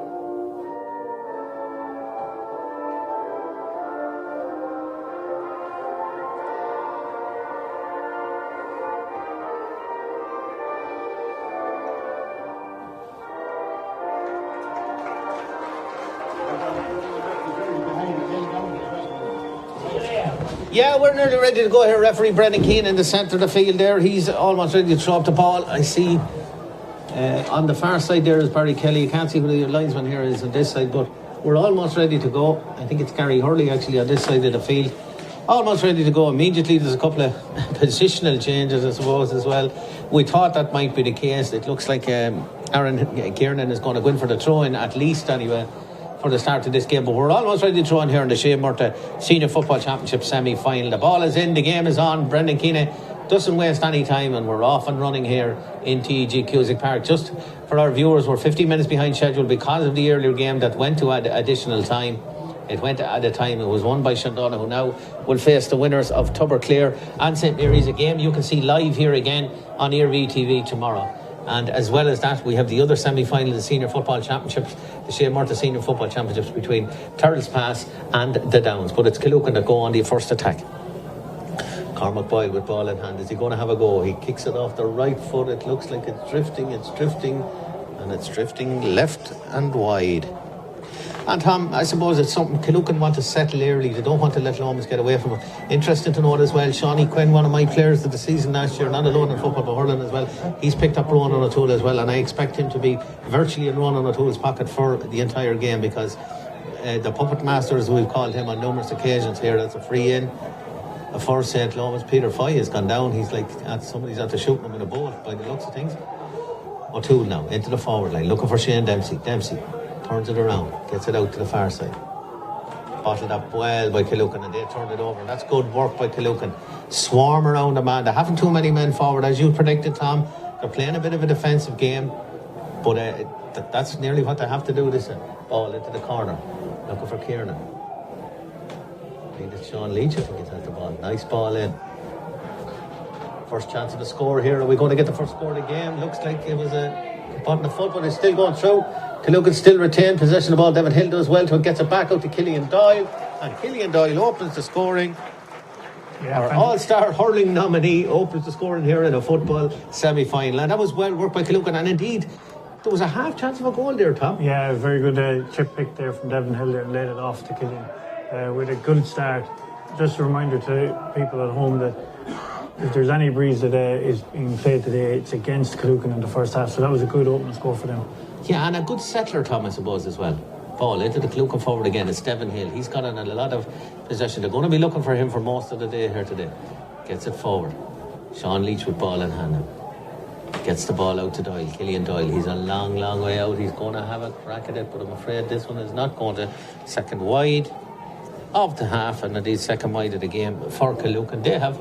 They've had a total domination virtually top of the first 2 minutes here in it's been a perfect start for them. Their defensive game worked on the half forward line of St. Lomans, and then it went through and scored a great point, and they're getting on the kickouts now as well. Yeah, the major press on it as well, Tom. It's something that probably had worked on as well. Stephen Morley has certainly worked on it, and Rory Keys gets the ball out through the centre. Joey Boyle in possession, gives it to Doyle. Doyle looking for the corner, looking for Leach. Leach doesn't get it, but Devin Hill looks like he might. No, he doesn't. Good work by David Whelan in the Lomans defence. Gives it back to his corner back. Now Sam McCartan with ball in hand. Surely one of the stars of Westmeath for Westmeath this year, and surely a certainty for a Talton Cup All-Star. Hessler now, he's a long, long way from goals, but he gets it in. Ronan O'Toole, almost telepathic between the two of them. O'Toole takes on Quinn. Quinn gets a hand on him, but he doesn't stop him. O'Toole is still going, gets it off the left foot, and Ronan O'Toole pops it over the bar. No, he doesn't. Brendan Keane has given it as a free out for over carrying, Tom, and perhaps a little bit harsh. Small bit harsh there. Yeah, I thought it was actually fouled, but look at again, as we tell our viewers the whole time, doesn't matter what Tom and I think, it's the man in black out there, it's what he decides. Killucan swarmed around again over to this side of the field. Andrew Flood is surrounded by Lomans players. Gives it back to Joey Boyle. Joey looking for the corner, looking for Hill. Hill gets there, but he can't control the ball. And goes out over the end line. Our sideline is going to be sideline ball to St. Lomans in their own half. Ball swiftly moved across to Jack Gagan. Gagan now, one of the rising stars of the Blues. Gives it into Peter Foy, who has been tremendous for St. Lomans in the league so far, and indeed in this championship. Ball down along the sideline looking for TJ Cox, but I'm afraid, just as I mentioned, that Peter Foy is having a good game. Of course, I put the Paul Doolan kiss of death in him, and he kicks it out over the sideline. Killucan back on the attack again. Shawnee Quinn. Again, an awful lot of the play is centred around the middle of the field here because Killucan playing that blanket defence, almost a duvet defence. Lovely ball into the forward line, gets it into Keys. Nice loop around by Shawnee Leach. Back to Keys now. He's been bottled up very, very well by TJ Cox, but he gets a rise on the ball. But again, it's only coming to Killucan, man. And indeed, Lomans playing a very heavy defence as well, Tom. Noticeable. Yeah, both teams are just playing a defensive kind of to settle them into the game. Notably, Ron O'Toole is playing in full forward and John Heston's got out into the midfield. Shane Dempsey and Ron O'Toole are only two players for St. Lomans in their attack, and it's very, very squeezed. Couple of low blocks. Ball into Hill now. He has space in front of him. Hill going through. Is he going to get a second score? Hill, he's gone past one. He got past two. He got past three. Knocked on to the crossbar. Great save by Jason Daly. Shawnee Leach has the ball now. He's going for goal as well. And Killucan are hell bent on trying to get a goal here and might have been better off, Tom, if they popped that one over the bar. Particularly Hill, although he did have the goal chance, but certainly Sean Leach deserved or should have popped that over the bar, and a really good goal chance. But I think Jason Daly might have got a touch on this one, Tom. Yeah, Jason Daly with a great save there. Came back out, probably the goal chance was gone and popped. Yeah, and he did. It was his body got to the ball. He knocked it up onto the crossbar. Leach maybe didn't have the chance that I thought he had to pop it over the bar. But having said that, it's going to be a kick out. The ball has gone wide. I see a Lomans player down in the square there. But very easy how the Killucan forward line cut open that St. Lomans defence there. Yeah, Devin Hill is a very, very lively forward, brilliant forward. He got a chance inside there. That would have been a great tonic for Killucan, but a fantastic save from Jason Daly. And many important saves as he saved for Lomans over the last couple of years. That's another one today. Very, very good save. But I do think they should have popped the ball over the bar there for Killian Doyle with the rebound. Yeah, it's probably a chance spurned, but it just goes to show you, Tom, they are getting in behind, and getting in behind very well. Danny McCarthy with the ball now, trying to get it out for St. Lomans. He's playing with the advantage because the referee has indicated that it might be John Heslin way out from goal. He's almost in his own defence here at this stage. Gives it out to Shawnee Flanagan now. Flanagan chips it across. McCarthy, Sam, down through the centre, has a head up, looking to give the ball off, but he sees nothing in front of him, only a sea of saffron. And if he could bottle that, a sea of saffron, he'd make a few bob for himself, but out it comes, Ryan Jones now. It's all around the 40, playing it around. Nice ball out over the far side. McCarthy again. Gives it into O'Toole. Nice turn by O'Toole. Chips past one, chips past two, but again, it's just a phalanx of saffron jerseys. McCarthy says, I'll have a go with this one, and McCarthy kicks it, but he kicks it to the right and wide. First wide for St. Lomans, and having said that, and we're still at 1 point in it, 1 point to Killucan. That's the only score so far, 7 minutes in. And Tom, much as you indicated, this is going to be tight. This is going to be extremely defensive, particularly for the opening half. And it's Killucan have played most of the football so far. Yeah, Killucan are on a lot of the ball. They're defending well and they're coming through the transition pretty well. Just TJ Cox is left idle kind of out on the right hand side there when the St. Lomans do attack. He's going to have to get himself on a lot more ball with all the kind of primary players of Lomans bottled up within that space. But Killucan will be happy also that John Heston's gathering the ball 50 yards from goals. Killian Doyle with another ball in. It's a goal! Oh, it's a goal. Aaron Kieran, I mentioned it at the start of the game, Tom. Yeah, it was a nothing sort of ball in. I thought Killian Doyle was actually going for a point that time, but Aaron Kieran has got a fist to it and he's punched it to the back of the net, Tom.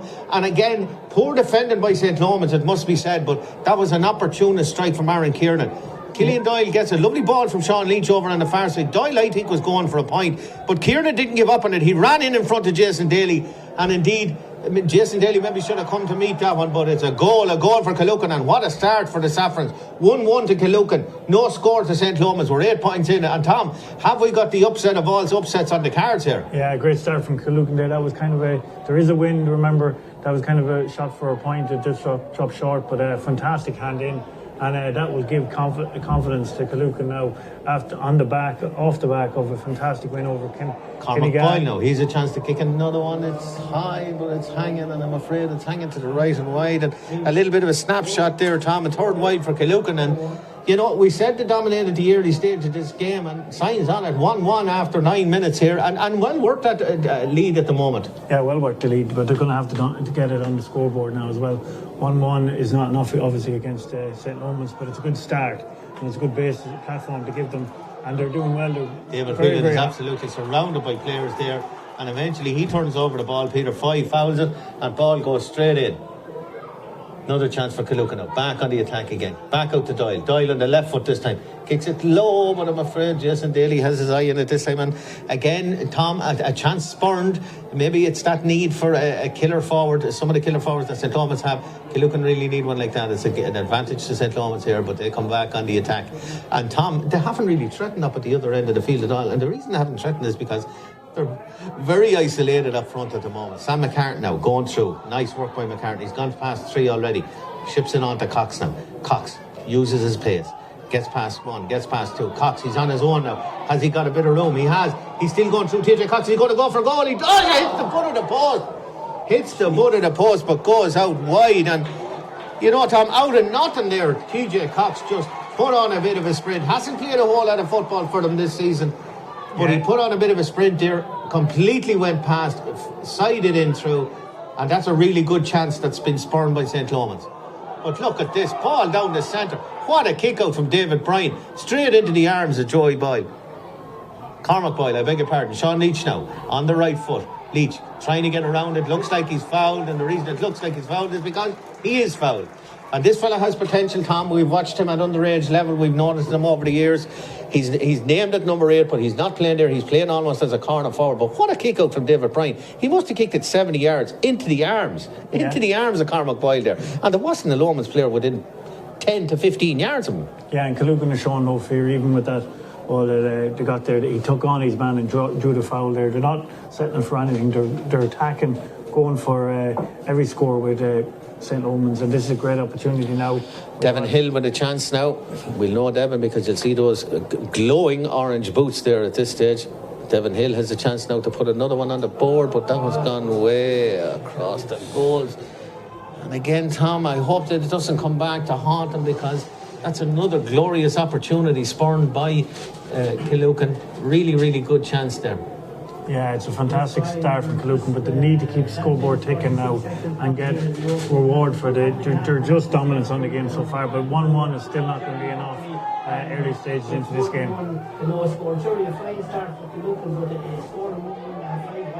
Up it goes into the centre of the field, and again, it's Killucan swarming around it. They have been around every ball like bees at a honeypot. They're even the colour of the bees. Greville now, going through the centre. Has he got a man outside it? He has. Cormac Boyle is outside him. He eventually gets to the Boyle. Boyle ships it into Shawnee Quinn. Shawnee Quinn back to Greville. A little bit of a foul, I think, but it doesn't make any difference because Robbie Greville is dragged to the ground as well. So it's going to be a free in now for Killucan, and this one really is Hill on his right foot. Really should be tapping this one over. And Tom, at this stage, Killucan should be maybe have another 3 to 4 more points added on, but this is a perfect chance to add to their lead. Yeah, I think it's 5 wides Killucan have now with their dominance. 1-1, 3 wide, that have had a bad free the last time there. They're going to need to get this to keep the momentum going and keep the good work that they're doing. It's a fantastic start for them, and this is setting this game up to be a cracker. Aaron Kiernan now on the 21. Kiernan kicks it high, and Kiernan has kicked it wide. And Tom, another chance spurned, and they really can't keep doing this. If they have any chance in this game at all, they've got to make the most of virtually every opportunity they have, because there's no question about it. Lomans are going to have a purple patch, and they will convert those chances. Great catch by McCartney in the centre of the field. He's been one of the leading lights so far. Ball down through the centre, but that ball is to nobody, because nobody from St. Lomans were even looking at where that ball was gone. And Declan Kelly has trouble here. Ball in, lovely ball, and a catch by Killian Doyle. Calls for the mark. He's just outside, halfway between the 21 and the 45 here. It is a scoreable chance for Killian Doyle. Be interested to see. Aaron Kiernan kicked the last one. It went onto the narrow side, onto the left side.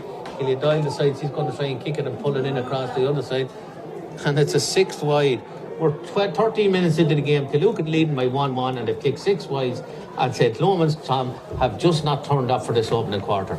No, they haven't turned up for the opening quarter, but they will be happy with the amount of wides that Killucan have. They're still in the game because of Killucan's wide here, and it's just a matter of them getting a sentence score to get themselves into this game. Go on, down to Cox. Cox gets it. A late foul on Peter Foy there. He's going to call it back. It's Aaron Kiernan is in a bit of trouble here. He has the book out. I think it could be a yellow card for Aaron Kiernan here. Might have been a little late on Peter Foy there. Peter Foy still gathering himself. It's a yellow card for Kieran. And certainly, Tom, as you said, Killucan showing absolutely no respect to the team going for 3 in a row. They're going at it and going for the jugular from the off here. Something we haven't seen from them at all in their earlier games in the championship. But they really look like a team that want to get a foothold in this game. Cox now. TJ. Part of the county panel this gives it into Dempsey. Shane Dempsey now. High hanging ball. Who's going to get underneath it? There's fellas rooting at it. John Heslin is trying to get to it. No one can get to it. Eventually it comes out. It's a Killucan man that comes out and it's John Heslin is laying prostrate on the ground. But I don't think there was anything in that at all. Joey Boyle now. Through the centre. Back to Kieran again. Killucan just using the simple ball, trying to get it out of the danger area. Joey Boyle though just throws a boot at it, and that really was a nothing ball there. He could have worked that through the hands. Again, it's showing a little bit of experience. It's their first semi-final, as you said, Tom, since 2016. O'Toole now hasn't been in the game at all. He's been well bottled up by Shawnee Quinn, but this time he wins a free. It's going to be a free in for Ronan O'Toole, and now it's going to be brought forward by a little bit of indiscipline. Actually, a lot of indiscipline. Sam Smith there. A rather silly free given away, but they won't mind this because, Tom, as you said, that breeze is blowing from the apartment end, and it's going to be difficult for anyone to pop that over. See, John Heslin, is he going to come out to kick it? He's not. Are they calling Jason Daly up? No, they're not. It is John Heslin that's going to take it. Come at the hour, come at the man. Is he going to steal a couple of yards? And by the looks of it, he is. It was a little bit, I think it would be a little bit further back, but John won't mind if this one goes up over the bar, bringing it a little bit more centralised as well. Strikes it, but that's not going anywhere near the goals, and it's mopped up rather easily by Robbie Gravel. He comes out with the ball in hand, of course. Very disappointed after last week. They were beaten in a county hurling semi-final here. Many of these Killucan players, of course, are dual players with Raharney. Ball into the centre. Killian Doyle getting on a lot of balls so far. Gives it into Leach. Leach now, a young man, he looks like he was pulled off the ball. Doesn't get there. He's going to give it free away. A little bit of sloppy play by Killucan that time, and Lomans mad to get on with this game. They want to get a score on the board. Into 5. Haven't scored yet, Tom. 17 minutes in, haven't even threatened it, and that's not going to score either because that one's got out over the end line. Yes. O'Toole berating his half-back line there, but 17 minutes into the game, say Lomans not scoring, you have to say Lomans are just not on form today. No, and there's a big opportunity for Killucan if they can just tack on a few more scores. And but for the chance from TJ Cox there early on in the game, that's the only real scoring threat that they've produced, I suppose, Tom. Now it comes Smith. It's a high challenge, but he play on.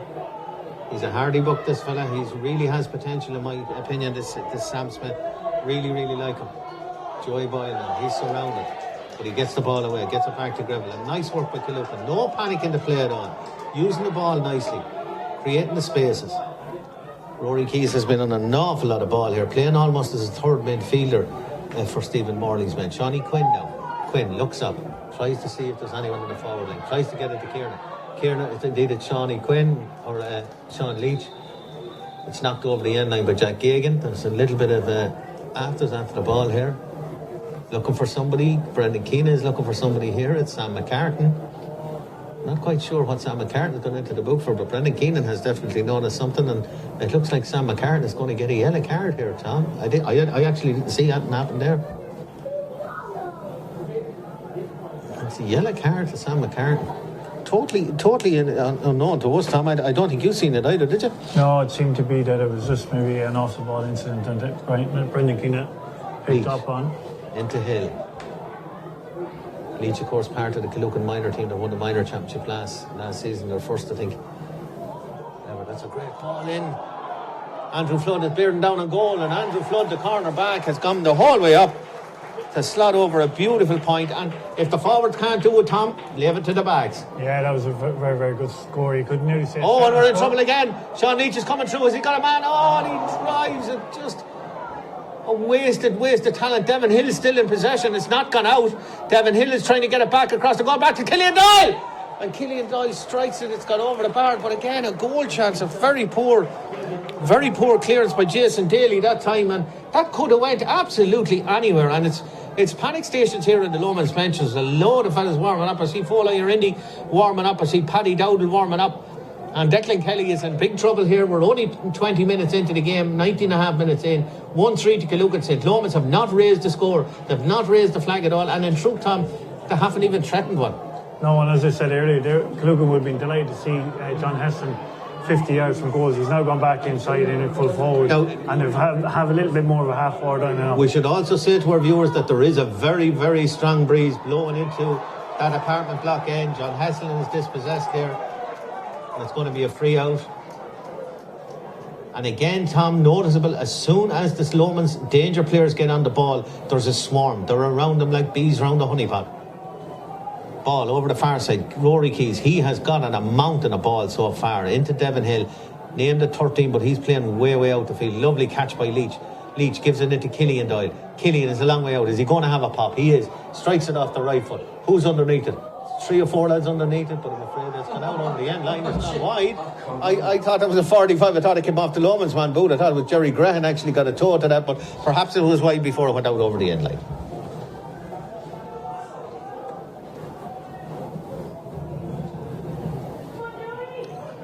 Ball into the centre again. St. Lomans not getting a grip of this midfield sector at all. They've been overrun in that sector, and indeed Killucan getting an awful lot of the breaking ball. Into Dempsey now. Shane Dempsey turns it around, gets it into Cox. Cox has a bit of space in front of him. Will he take the score? Can TJ get Lomans up on the board? But he can't, because he's pulled it right across the goal. A third bad wide for St. Lomans Mullingar. And Tom, they're just not playing like the champions we know they are. Yeah, 21 minutes gone and St. Lomans no score. And already 1-1, activity down here on the sideline. I see Darragh O'Keefe is getting ready to come on here. He could go into any position in the back line because St. Lomans are having trouble in a lot of positions there. Great work by Sam McCartney there, gets up for the ball, but he's injured himself in the process. Joey Boyle eventually gets on the break of ball. Sam McCartney is in trouble, Tom. We'll keep an eye on that one, but at the moment Lomans or Killucan coming forward again. Devon Hill, is he going to take on Davy Whelan? He's not. He's looking for an outlet. He finds an outlet over on the far side of the pitch. Ball, high ball in. This is hanging again. Kieran is under this one again. And again, Jason Daly under a lot of pressure there, and he knocks it out over the end line. It's not even gone out. Actually, it's gone back into the play. It's come back into play. Cormac Boyle with the ball now. He goes past one, he goes past two. Cormac Boyle dead straight in front of the goal. Sure, he's not going to get a better chance than that, but Brandon Keena has called him for over carrying. I'm not quite sure about that one, Tom. Yeah, very harsh call there. I have to say, I thought very composed on the ball. Very composed on the ball, and I was looking to get the ball off. But look at ball goes into the centre. Shawnee Leach is looking for it. Looks like Jerry Graham, but it's not. It's Aaron Kieran is fouled. Jerry Graham. So it's going to be a side. It's going to be a free for St. Lomans. Sam McCartney is back up on that to play. It looked like he was a heavy old challenge there on him, but ball back in play over the far side. Mousy now. Conor O'Donoghue. Again, poor basic skills of the game here so far from St. Lomans. Ronan O'Toole now. Can he do anything? That's a high challenge. That's a very high challenge at Ronan O'Toole. Not quite so sure it was as high as he's making it out, because in fairness he was diving towards the ball. But the ball has gone into the forward line.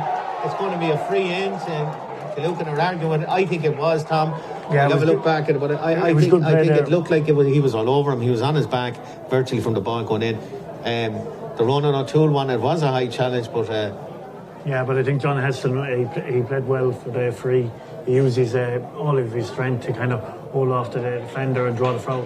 Yeah, we'll see it there. Yeah, it looked like a foul, Tom. We've looked back at it and replay. It did look like a foul, and again now, first chance for St. Lomans to get in the ball.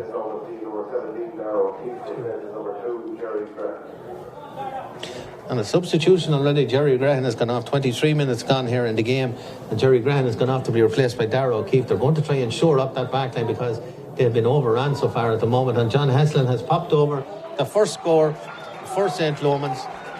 It was a virtual gimme from the position he was in. A penalty kick without the goalkeeper, I suppose, is what you call it.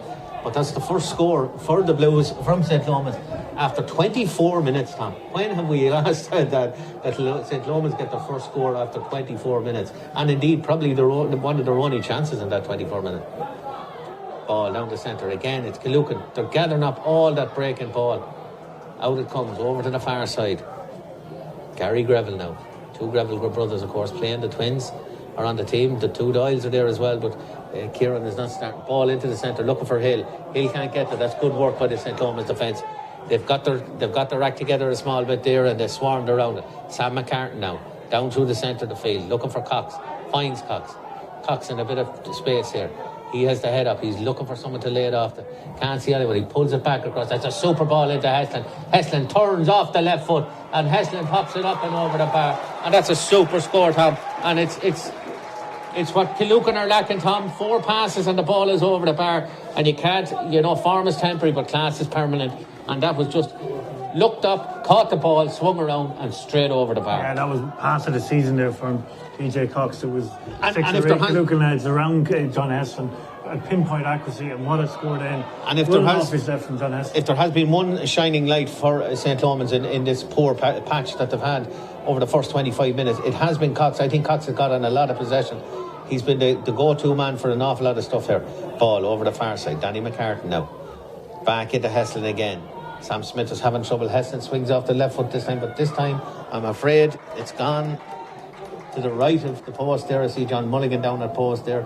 That's gone to the right. A little bit of a snapshot, I suppose, by Heslin that time. He didn't get it fully body behind it, Tom.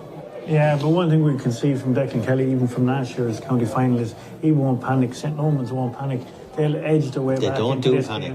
And there's still a lot of football to be played. Yeah, they just don't do panic. Declan Kelly's teams in general, we've seen him with the Offaly under-20s as well. They just don't do panic. Good work by Ryan Jones that time. Peter Foy gets on the ball into Dempsey. Dempsey now, he's got players outside him. Ronan O'Toole is one. Gives it into Cox. Cox is going to have a go here, but that's not going to make it anyway. And that's gone poorly wide. And I lauded him a couple of minutes ago, but that wasn't the greatest shot by TJ Cox. And again, Tom, the breeze is having an effect here. There's no question or doubt about it. St. Lomans are struggling against that breeze. It'll be interesting to see. We're 4 minutes off half-time. It'll be interesting to see what Stephen Morley has planned for Killucan for that second half. But at the moment, they're comfortable leaders here, 1-3 to 2 points. And indeed, probably should be a little bit more ahead, Tom. Is that fair to say? Probably a little bit more. Their attack is actually, their defence is very good. Their attack has been a little bit chaotic with their choices for scores. But coming to get forward again here. Rory Keys with the ball in hand. Retains possession, gets it back up, gives it into Sean Leach. Leach now, trying to go past the man. He's trying to go back. Jack Gagan would have met each other on many occasions. Indeed, play hurling together for Clannigan. That ball is back across the square, but again, I'm afraid that's gone to the right and wide. The 7th wide of the first half, Tom. Tells its own tale. That's why the Blues are still in this game. They still lead though, 1-3 to 2 points. We're 27 minutes into the game here, and we're looking for a spark, Tom, from somewhere. A great goal from Aaron Kiernan as well that has lit up the opening half. But again, that's a poor kick out. Jason Daly could not find a man there. Killian Doyle calls for the mark. He's just inside the 45. That was well called for. And he's going to have a go at this, Tom. Wind on his back. It's all about direction with this one. Drives it high. Looks like it's going over, and that's a lovely score from Killian Doyle. Yeah, great score. And he scored 3 points, Tom. Yeah, you would kind of question him and kind of calling for the mark there. That's far out. But knew what his possibilities was. He knew what his capabilities were, in fairness to him. So it's as much as he deserved. It's 1-4 to Killucan. It's 2 points to the defending champions and looking for 3 in a row at St. Lomans Mullingar. It has been a half that has been virtually dominated, in my opinion. I'd love to see the stat figures, the possession stat figures from the first half. I'd say it's 65, and again Killucan get in on it, and this time it's Aaron Kiernan, but Aaron Kiernan again, and that's the big issue that Killucan have. They're getting a lot of those balls, but they're just not converting enough of them, and they're going to need every one of them if they're going to overturn the back-to-back champions in Westmeath. You're going to need every opportunity, Tom. You have to take every opportunity when you're playing against the team, because there's no doubt in my mind that St. Lomans will have a purple patch at some stage in this game. Stephen Morley will know that as well, and they're not foolish. These guys are not foolish. They're well tutored in the ways of the game. Ball out over the sideline on the far side. Conor O'Donoghue, Mousy gets it into the centre. Danny McCartan down through the centre. Kelvin Riley, barely mentioned his name, one of the stars for St. Lomans in so many of their championship games. His name has barely been mentioned in this game so far, Tom, but the ball is into the forward line now. David Whelan, he's come right up from the forward line. Ronan O'Toole pulling the strings again, gives it out the far side. We didn't mention Kelvin Riley. We said we hadn't heard him in a long time, and then all of a sudden he gets on 2 balls in a row. Shane Dempsey now Dempsey is going to have a go. He's a long way out. It's against the breeze. And again, Shane Dempsey has pulled that very badly across the face of the goal, showing the strength of the wind there, in fairness now. There's at least 1 minute's additional time at the end of this half, and Tom, I'd say Declan Kelly will be absolutely delighted to get his troops into the dressing room and have a little chat, because they have been outplayed here in this first half by a Killucan side who really should be further ahead, Tom. Yeah, absolutely. Yeah, they'll be disappointed, but just in that last instance there, Shane Dempsey, they're going to need Shane Dempsey, TJ Cox getting on the scoreboard. John Heston will get on the scoreboard in the second half. Ron O'Toole, you can be sure, will get on the scoreboard, but they need to get those other players if they're going to have an impact in this game. Killucan, on the other hand, will be delighted to be going in ahead at half-time, 1-4 to 2 points. They just need to settle themselves down a little bit more. Maybe more one composure score, one score just before we get the half-time whistle, Tom. We're into added time, and there's only 1 minute according to Brendan Keenan. Wasn't really anything of note, I suppose, to add that additional minute. So it'll be just that 1 minute. Killian Doyle now, he's playing way out the field. A very unusual role for him. Normally we see him for Killucan on the edge of the square, on the edge of the D, and to be totally involved in a nice ball across him, and he gets it. Takes on his man, brushes him aside like a swatting a fly, and he's still going. Killian Doyle now off the left foot. It's a hanging one, but I'm afraid it's gone a tenth wide. And again, Tom, I hate to repeat myself, but I hope Killucan are not going to regret those wides at the end of the game. Yeah, and one thing Killucan will probably be saying at half time is they've created those chances. They can't probably believe that they've created so many chances. And there we go, there's the half time whistle. Brendan Keenan has blown for half time here, and a scoreline we weren't expecting, Tom, and that's fairly obvious. Didn't see what happened there, something a little bit untoward off the ball, but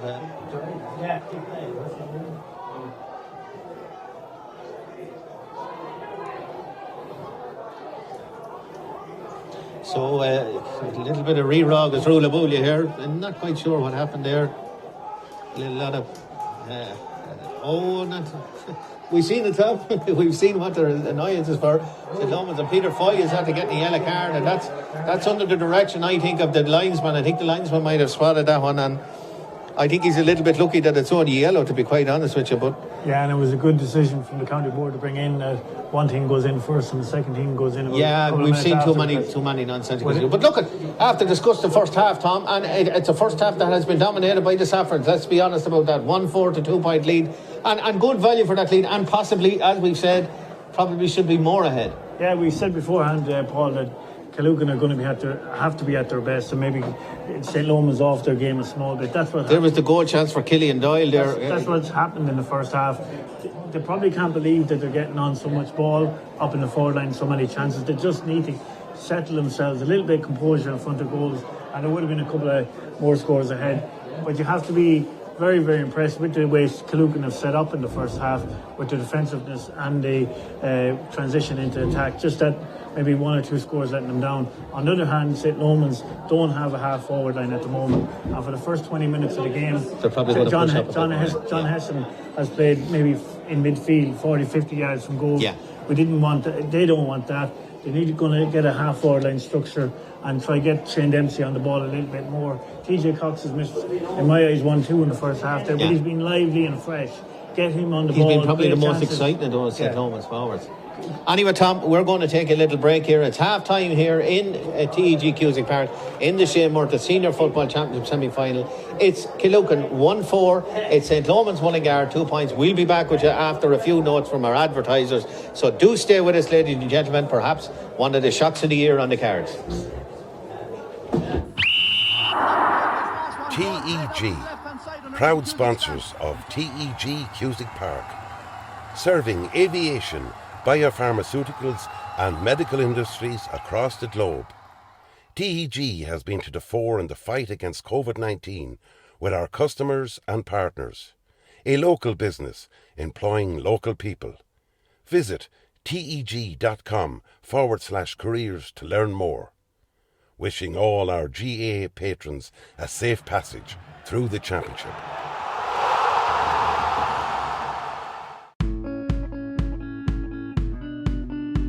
Clark's Bar, wishing all teams the very best today.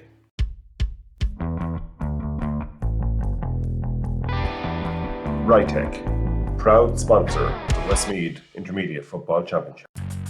Cusick Park pitch is 145 metres long. Imagine 3 of these bridge beams would make up the length of the pitch.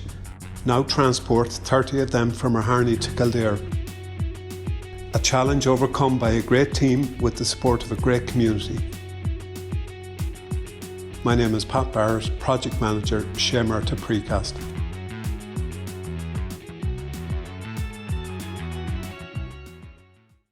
Hey, mama, don't treat me wrong. Come and love you, daddy, all night long. And you? What do you do? It's a bit complicated to explain. You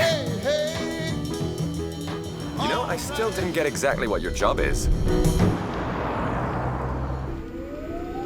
That is what I do. New Renault Arcana E-Tech Hybrid. Winner, Irish Medium Crossover SUV in the 2022 Car of the Year Awards.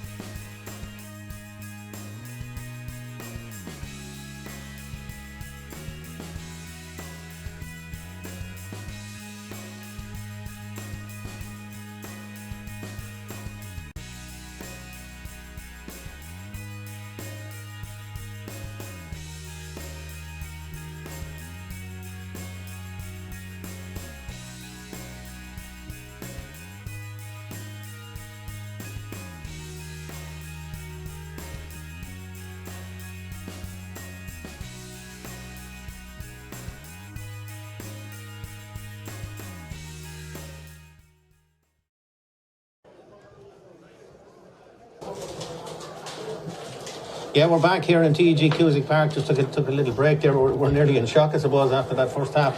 And I'm joined here by Paul O'Donovan for a few comments on it. Paul, Killucan probably should be further ahead and will be a little bit disappointed that they're not further ahead. Is that fair to say? Yeah, obviously be very disappointed not further ahead. The amount of wides they kicked, I think was 10 wides. Having said that, it's half time and they're 5 points up. And at the start of the game, if you said to Killucan, said to Steve Morley, you're going to be 5 points up at half time, he'd have taken your hand off you for that. Lomans have kicked some poor wides too. They were lucky not to get a goal, in fairness. TJ Cox had a great run there. Yeah. Very unlucky when he hit the butt of the post.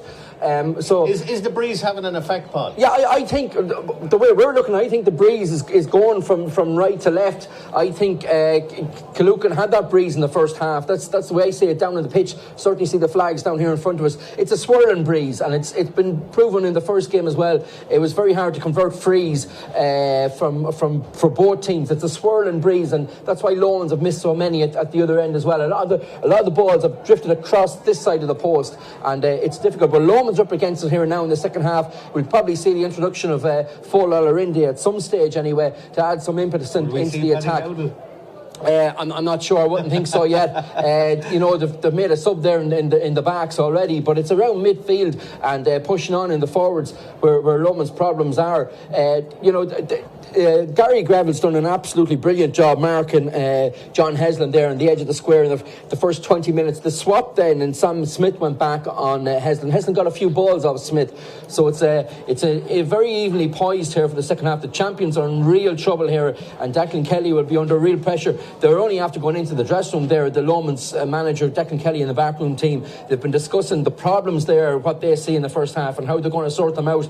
You know, they're going to have to do major surgery here in the second half. What they're saying in the dressing room at half time will be very interesting. But Killucan, full value for their lead.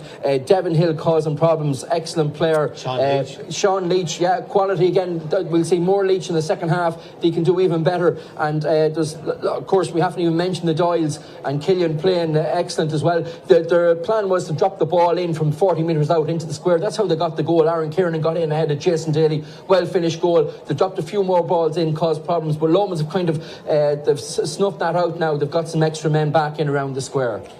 Yeah, and I suppose Stephen Morley, great credit is due to Stephen Morley, Paul, for the coaching he's done with Killucan to get them ready for this game. Like, you can see their modus operandi, you can see what they're trying to do. They're trying to keep Ronan O'Toole off the ball. They're trying to stop the supply of ball going into it, and they're swarming that midfield sector, which is giving them the platform to go forward themselves. Possibly they need a shooter. They need to get their shooter on the ball a little bit more often, in my opinion. But having said that, Morley has definitely done a serious amount of homework on the St. Lomans team. Not something, I suppose, we've seen it over the years, that the teams that go at St. Lomans maybe or attack that through the centre, they seem to be the teams, or the high ball in. It seems to be an Achilles heel with the St. Lomans time. But Declan Kelly will be more than concerned with the first half performance of the team. 23 minutes before they got a score pick. Yeah, and particularly around midfield, and the kickouts, Jason Daly and the kickouts some of them have gone astray. Probably summed up just before half time, the last score of the game there, when Jason Daly kicked the ball out, it went straight to Sean Leach. He fielded the ball, gave a quick ball into Killian Doyle, and Doyle got a mark from about 43 metres out. Wonderful finish. But that summed up Lomans' problems during that game, that they've been finding it difficult to get onto their own kickouts, something they're well used to. We may see them going short now in the second half. Yeah, and look, we're talking about a major shock here at the moment. Anyways, it's heading that way. But at the same time, this Lomans team, they don't do panic, Paul. We've seen that on numerous occasions. We've seen it down through the years with this team. They just seem to know how to grind it out eventually with the result. But they're going to be at the pin of their collar here against a ravenous Killucan side who are tackling extremely well. Yeah, they are, and not huge options on the Lomans bench when you look down to bring on. They've already introduced Dara O'Keefe there in the first half, and attacking wise, I suppose they usually bring on the likes of Paul Whelan, Kevin Regan, maybe Chris Gilbert. As I said earlier, Foley will probably come on. He's good for a goal, and a goal will bring Lomans right back into this game. Yeah, and we're also joined here by Jerry Buckley here. Jerry, it's more than a surprise, I suppose, but at the same time, Killucan did the same against Kinnegad here in the quarter-final. That was a major surprise to us as journalists who have been here most of the summer.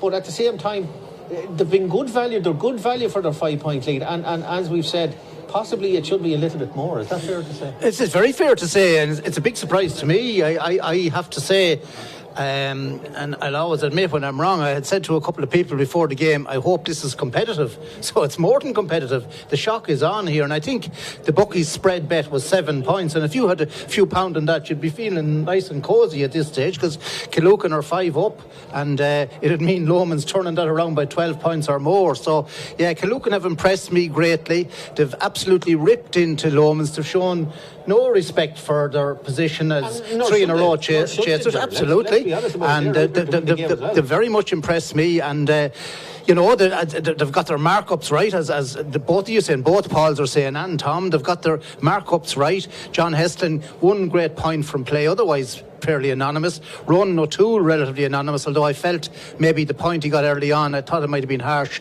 call for steps, and I think it was kind of, Brendan got the two calls. There was one then against Cormac Boyle, might have been harsh as well. But certainly Lomans are in trouble here, but as you've all said, they don't do panic. The start of this second half will be interesting. If Killucan can continue the momentum they had in the first half, there's a chance of a mammoth shock here. Yeah, and look at that. That's the way I see it as well, sure. It's all about the first 5 or 10 minutes here in this second half, in my opinion. If Killucan can hold sway more than anything else, if they can hold on to that 5-point advantage as we head into the real guts of the game here, I think they're in with a great shout. I think they're going to have to, he's going to really have to look at his forward line to get a few more scores. They have missed quite an amount of chances here, but look at it's something for Stephen Morley to look at. If Declan Kelly is in trouble in the backs, it's Stephen Morley has to look at his forward line and say we need a little bit better return than what we He has, and I'm not going to say here and now that Killucan will win the Westmeath Championship this year, but I think we're witnessing the birth of a challenger for the next number of years, and as such I welcome that. Lomans have been very dominant in recent years, and they'll really be put to the pin of their collar to win this game. Well, thanks very much, Jerry and Paul O'Donovan. We're back. Tom is back here with us. We're nearly ready to go for the second half here in TEG Cusack Park in what has been so far the shock of the championship so far, insofar as that the better team are leading here, and that better team are wearing Saffron jerseys, because it's Killucan that lead by 1-4 to 2 points. And Tom, I'm expecting more the same for Killucan in the second half. It's whether they can keep up that intensity. Yeah, but the boys have said it there during the break there. The shock is on. That's definitely the case, and it's up to Lomans now to answer that. Yeah, we're already off and running here in the second half. Ball down along the sideline, and Conor O'Donoghue did well to hold on to that ball because he was surrounded by Killucan players, and eventually he gets it back. Kelvin Riley, long delivery in, looking for Heslin. Heslin goes up for it. Heslin doesn't get it, and Heslin doesn't get a free either. He's a little bit apoplectic about that one, but it's not a given as a free, and it doesn't matter what anybody else says, and it certainly doesn't matter what John Heslin says, because he didn't give it. You just have to get on with the game. Ball out again. Greville now. Killucan playing it around in their own half. Robbie Greville with the ball in hand, and he's fouled, head a ball over the shoulder, and John showing a little bit of petulance there. Nothing in it, in my opinion. He's just brought it forward again. Brendan Keane is an experienced referee, and he knows that means nothing here. Yeah, I think a little bit of frustration on John's part. Yeah, but you don't mind seeing that. Like, they're back-to-back champions. You want to see them show a bit of fire. Yeah, they've done that in the first ball. Now looking for Leach. Leach can't get a hand on it. It's gone out over the end line. It's a sideline ball to St. Lomans.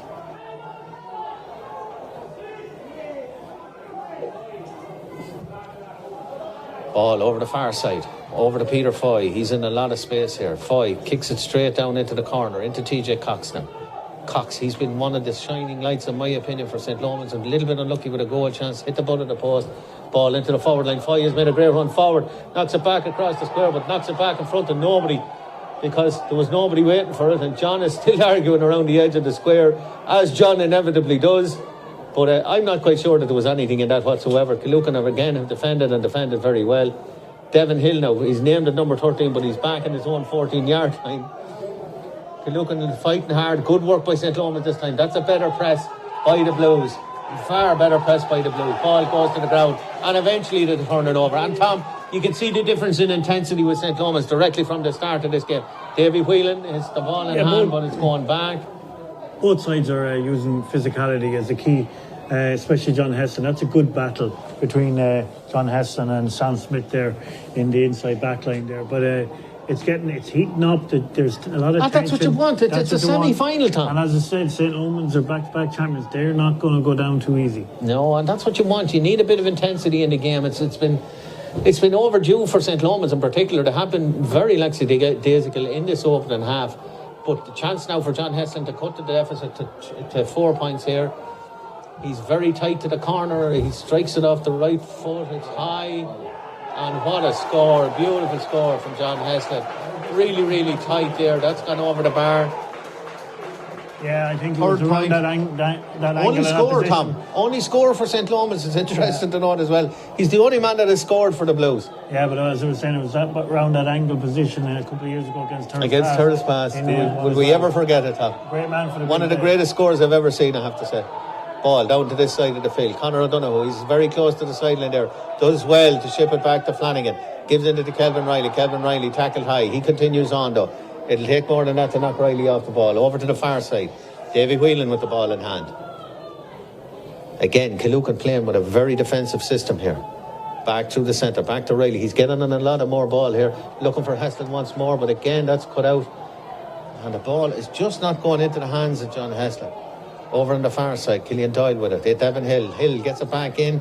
Is he going to hold on to it? Yes, he does. It looks like it's going to be done well to hold on to that possession.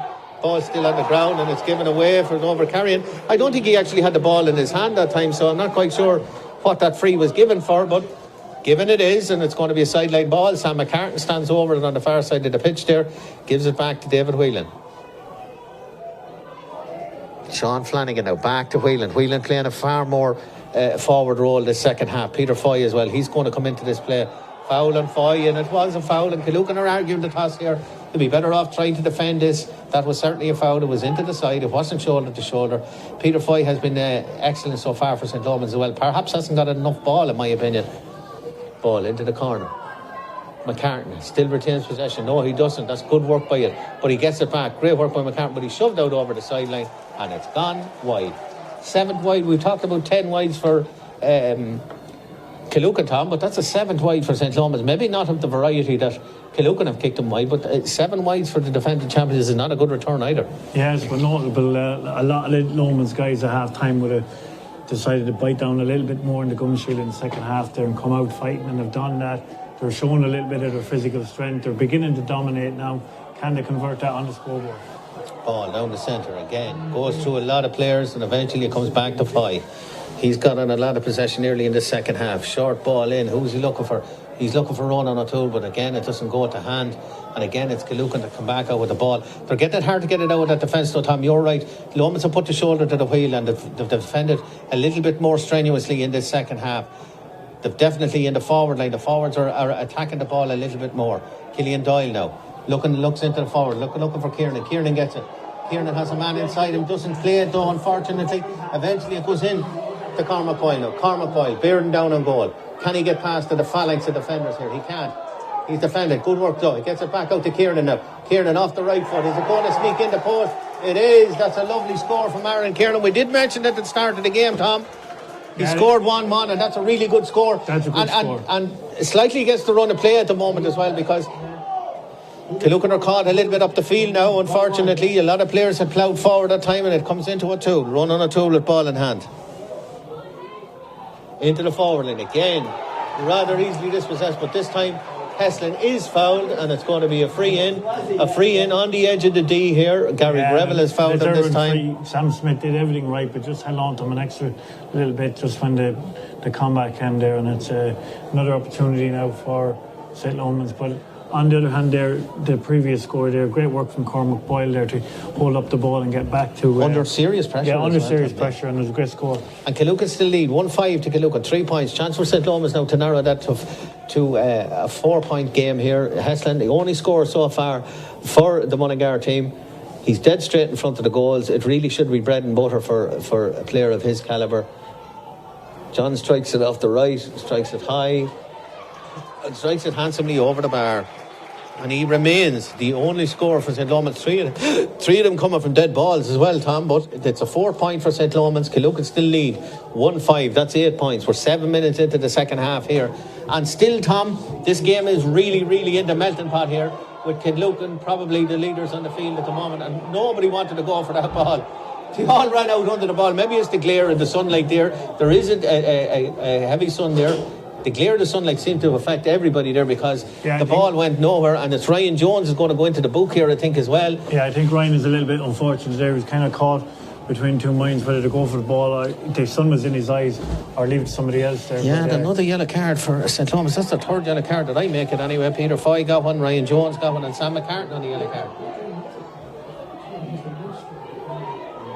Robbie Gary Greville now. Robbie Greville indeed. Gives it back into Shawnee Quinn now. Quinn, he's coming forward a bit.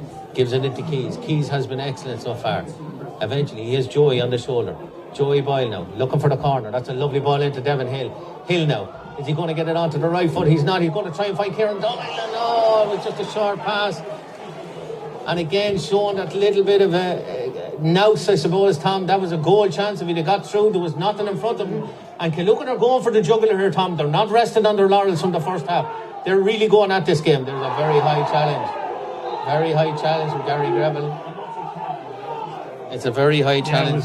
This has to be a yellow card, Tom. It was a clever play there earlier on from Devlin Hill. Just a little bit trying to force the goal chance a little bit too much. Maybe forcing the goal chance. You're absolutely right. Maybe you're better off creating a little bit of space there and pop it over the bar himself.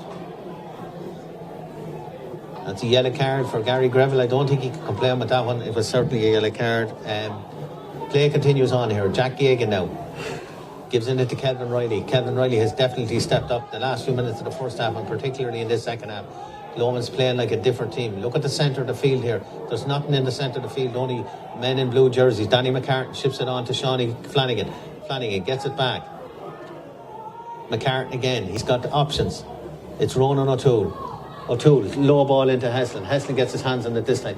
Heslin trying to go past one, trying to go past two, turns on the left foot and pops it up and over the bar. And he still remains, Tom. 5 points for St. Lomans, 5 points for John Heslin. And they're back in this game, Tom. There's only a kick of a ball between the sides now. Yeah, and that was nearly a carbon copy of the ball he got in the first half with the ball in from TJ Cox. This time from Ronan O'Toole and turning straight over the bar for John Heslin. And 1 point, one score between them now. Ball into Sean Leach. Leach is fouled. He has got an amount in the possession for the Saffrons here. He has been excellent in my opinion. Gives it into Hill. Hill, great running by Hill. Created the space and got the ball. Did well, and he still retains possession of it. He hasn't a whole lot of options, unfortunately, in front of him because Killucan haven't got too many men forward. Killian Doyle trying to retain possession. He does retain possession, but he's going down a cul-de-sac there because there's nothing there. Is he going to have a go himself? He does, but it's a rather tame effort into the hands of Jason Daly. And again, Tom, it's just that finishing quarter, that finishing third, Killucan are struggling with. They've done everything else right here as far as I'm concerned, but it's just that finishing third where they have it. Peter Foy now, long ball in, right into the corner. Looking for Heslin. Heslin gets it on the right foot this time, but John Heslin has kicked an absolute Hail Mary over to the far side of the field. Shane Dempsey gets his hands on it, did well, because he was second best. There was Killucan men around him, and Shane Dempsey pops it, and it's over the bar. The first man apart from Heslin to score for St. Lomans. It's 6 points, and all of a sudden, Tom, the first 4 points, 4 of the first 5 points in the second half have come the way of St. Lomans. See a sub coming in here from Killucan, number 22, Sammy Smith. I was wondering how long it'd take them to bring in this fella. Has huge potential. He's coming into the game. I'd be interested to see who he comes out for. Yeah, notable in the last couple of minutes there. He's repeating Eamon Cuneen actually in that forward line. Killucan have kind of run out of ideas when they're going up front there, and Lomans are playing that direct ball into John Heston, who's winning it and getting on the scores. Shane Dempsey, who's been quiet so far, that was a great score from him. They're going to need a little bit more from him and TJ Cox if they want to win this one. Killucan back on the attack. That's Sammy Smith. He's just into the game. He's going to take on Gagan. They would know each other from underage football, know each other very, very well from underage football. Cormac Boyle now, looking for an outlet, can't see one. It's a sea of blue this time. If it was a sea of saffron the first half, it's a sea of blue for the second half. They have definitely stepped up the intensity, and again, a rather simple turnover to Sean Flanagan, and Lomans back on the attack again. Sam McCartan gets it in. Sammy Clark is back on. Ronan O'Toole now gives it out to Dempsey. Dempsey, will he have a shot? He will. He pops the left foot onto it, and that's a super score. Super score for Shane Dempsey. Yeah, he's after coming alive in the last couple of minutes there. Shane Dempsey, another good score. Got the opportunity, made no mistake. On the other hand there, Killucan are a little bit They're a bit laboured actually, yeah. And there's only a point in it, Tom. All of a sudden, we're back into it. Killucan 1-5, but it's Lomans 7 points. There's only a point in it, 12 minutes into the second half. Sammy Clark is on for Killucan, and it looks like they're getting ready on the bench to bring on another substitution, but that ball is into the centre, into the arms of Ryan Jones. A rather simple catch from Ryan Jones, and there's the man that has made a big difference in the second half, in my opinion, Tom, is Peter Foy. He's bombing forward at every opportunity. Killucan, can they hold out? Can they get back on the scoreboard? They need a score. If they're going to stay in this game, they're going to have to pop at least one, maybe 2 or 3 more points over, and maybe even a goal. McCartan down through the centre. It's Dempsey again, this time off the right foot. And Dempsey is levelled with his 3rd point in a row. Super score from Shane Dempsey. And it's back to level terms, Tom. 13 minutes into the second half, and the champions are showing why they're champions here. Yeah, and enter Shane Dempsey into the fray there, quite in the first half, but we all know the quality he has when he's on his game. 3 in a row there, points absolutely brilliantly.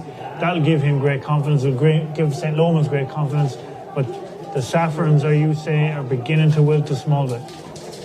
And it's just with the onslaught. Lomans have come with a huge intensity for this second half, Tom. Much as we thought they would, and showing the huge class that they have as well. Ball out over the sideline. That's going to be a sideline ball to St. Lomans. Sean Flanagan takes it quickly. He finds Mousey. Conor O'Donoghue. Again, it's the go-to man, Peter Foy. Over to the far side. Danny McCartan now. Gets it straight into TJ Cox now. Lomans, they're coming with a late run here. They're coming with intensity. Cox is going through. Cox has got a slided chance, and then he pops it over the bar. And Tom, that could have easily went into the back of the net. And all of a sudden, from John Hesselby, the only score, we've had 3 points from Shane Dempsey, and now 1 from TJ Cox, and they're in the lead. The champions are in the lead. 9 points to 1-5, 14 minutes. The third quarter, Tom, has belonged completely to the men in blue. Yeah, and if you're Desi Dolan, new manager of Westmeath, looking at TJ Cox, you'd be delighted to see him back and running like that. Great man on the ball. Great Substitution in here. I see number 29 is in. That's Jamie Mulcairns. Mulcairns has come in for midfielder Joey Boyle. Mulcairns, of course, a very young man and to be bringing into the fray here, but I'm sure Stephen Morley has great confidence in him. He won't lack for physicality, and he's a big, strong man. And Frank Boyle is into the fray as well. He's replacing the number 2, Andrew Flood. So big changes for Killucan. And I think it was something that was needed, Tom. It's a big 10 minutes for Killucan now. See, can they get back on terms?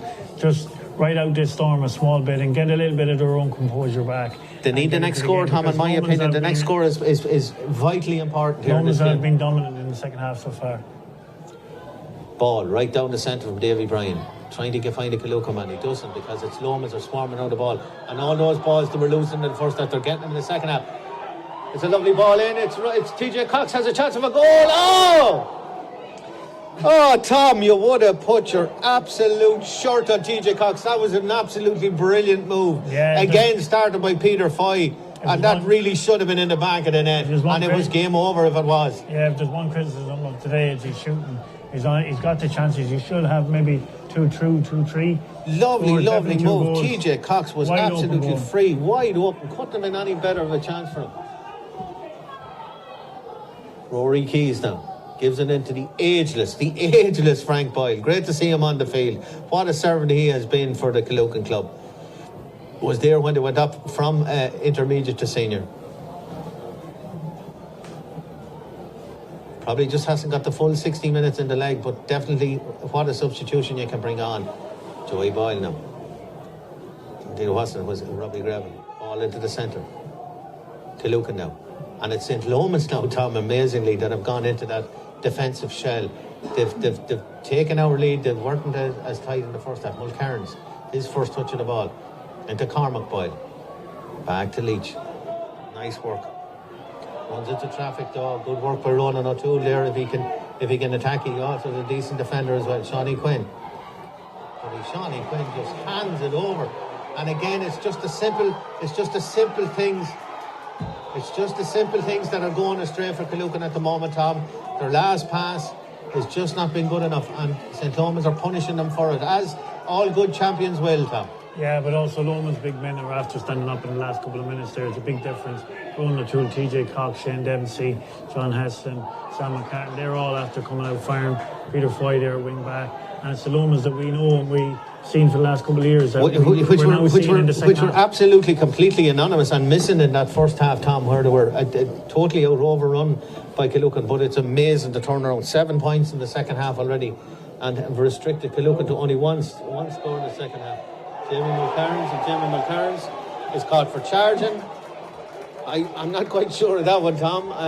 Yeah, it seemed a little bit harsh there, but everything is going St. Lomans' way now, and they're fighting for everything. They're putting in every sort of tackle on it, Tom. They really are putting the shoulder to the wheel. It's been a tremendous second half so far. We're only 18 minutes in, but it has been a really, really good second half from the defending champions. And if ever you were under the impression that they weren't up for the fight. This 15 minutes has shown it to you. They really want to get into that final, and they really want to go for that 3 in a row. Yeah, and Jerry Buckley said at half-time the spread bet was they would have to get a 12-point overturn. If you had that bet now, you'd be a little bit more anxious. You'd be a little bit more anxious on it, yeah. Dempsey now off the right foot again, and Dempsey has kicked another worldie. Oh, Tom, Shane Dempsey has come to life. Where was this man in the first half? Because he was absolutely anonymous, and all of a sudden he's kicked over 4 absolute purders in the second half. Yeah, but you have to remember also in the first half, St. Lomans were playing against a tricky breeze there. And in fairness to them, we said it at half-time, Declan Kelly will not panic. They don't do panic. They went in at half-time, they've got their shit at their house in order, and they've come out a different team. Great work by David Whelan there to get that ball. It looked like he was only second best, and that back out it comes to the centre. Conor O'Donoghue now gives it back to Flanagan. Sean Flanagan now playing at the centre of the field now. Kelvin Riley, the head is up. They're looking for the juggler. They're looking for the killer punch now. This is the St. Lomans that we've come to know on over the last couple of years. The team that just grind out results, that get the right men into the right positions, that get on the ball. And again, look at the space that's in front here. Sam McCartney now really has stepped it up a level in the second half. What a player he has been for club and indeed for his county this year. Into the corner, Peter Foy. He's got a couple of players around him, and eventually it's knocked out over the sideline. A little bit of weary legs, I suppose, shown on Killucan at the moment as well, Tom. They've taken the onslaught from St. Lomans, and it's been tough going. Heslin now off the right boot. Is it going to swing in? It is. Another score for Heslin. Yeah, and that's really good score for John Heslin. That's what Killucan don't want to see. It's a fantastic battle between John Heslin and Sam Smith all day. John Heston, the class is beginning to show in that little battle there. He's coming to the fore, coming out in front of his man there and scoring a cracking score again.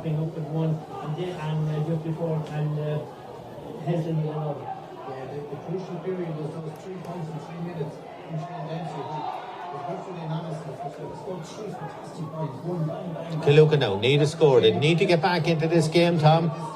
They need something. They're gone from a 5-point lead to a 3-point deficit. All of a sudden, the champions shown their absolute class here. Frankie Boyle now. Can the ageless Frankie do it? But again, that's intercepted, and it was a telegraph pass. Tom, you and I are a long time finished playing football, and even I think we could have seen that one coming.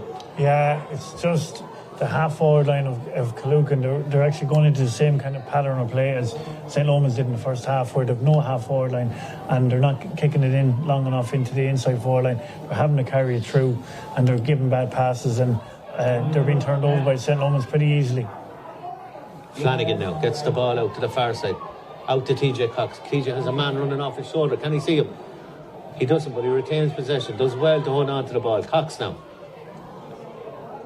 gets it back to McCartan. Sam, he's a long way out. Is he going to have a pop? No, he's not. That's lovely ball retention. And again, look at this. It's all so simple. It's all so simple. As soon as the turnaround was made, it's back to business as usual for St. Lomans. Just get the right man on the ball at the right time. Take your time. Be patient. They don't do any sort of panic here whatsoever, Tom, and it has proved here in the second half. O'Toole now has a chance. Is he going to get his first score of the day? Indeed he does. Ronan O'Toole with his first score of the day, Tom. After 52 minutes of the game, Ronan O'Toole gets on the board, and all of a sudden this looks like the game that we thought it was going to be. It's 1-5 to Killucan. They've only scored 1 point in the second half, but St. Lomans have scored their 10 points in the second half, and they lead by 12 points to 8. 4 points in it. We have about 8 minutes plus additional time to go here. Killucan look spent, to be honest with you, Tom, unless they get some sort of fill-up or some sort of a boost in the next few minutes. It looks like curtains for the Saffrons after a tremendous year for them. Devon Hill now. He's one that won't give up anyway. What a player he is for them. And Devon Hill, just as I say that, he overturns the ball. Yeah, and in fairness to him, he had no options, Tom. Yeah, he's nobody up alongside him there. The problem is when they get the ball up in the inside forward line, there's only 1 or 2 lads against maybe 6 or 7 St. Lomans lads. Killucan need to push up now and go for the game. Riley into the corner, looking for Heslin. Heslin now has had a superb second half. Is this another Is this another wonder score? This is just excellent stuff. And for all the ones they missed in the first half, Tom, they're more than making up for it. What a beautiful score. 23 is on. That's Paul Whelan. He's come on to the pitch now. Be interested to see who comes off. There's 16 players, I think, on the pitch at the moment. Not quite sure who the substitute. No substitute. Nobody has come off the field. It looks like Danny McCartan is the man that's coming off for Paul Whelan. Yeah, it is. It's Danny McCartan. Good second half, Tom. Is that fair to say? Yeah, fantastic. Very, very hard working player at wing forward. And it has been that hard work that has brought St. Lomans back into the game, Tom. Yeah, but also it's Shane Dempsey and John Heston putting high ball in, looking for there, but again, St. Lomans have crowded around it there. They've spotted the chance there. They've spotted what Killucan are trying to do there, and all of a sudden, ball is shifted back into the forward line. Killian Doyle. Something happened in front of us here. Didn't see it, Tom. So there's a Lomans player absolutely prostrate on the ground. It's Peter Foy. I didn't see it. There's a...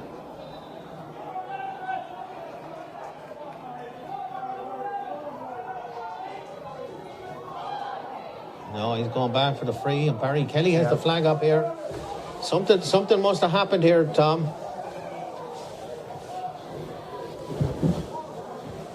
I didn't see it, but as I was saying, it was a little bit of a clinic being put on in the second half by Shane Dempsey and John Heston. Well, this is a score if Killucan want to know how to win a game, Tom, they could do by learning from the likes of Shane Dempsey. They've given a masterclass in the second half. And Dempsey, number 30 coming on here. Unbelievable with scores, with 7 great points here. He opened the score in the 24th. Barry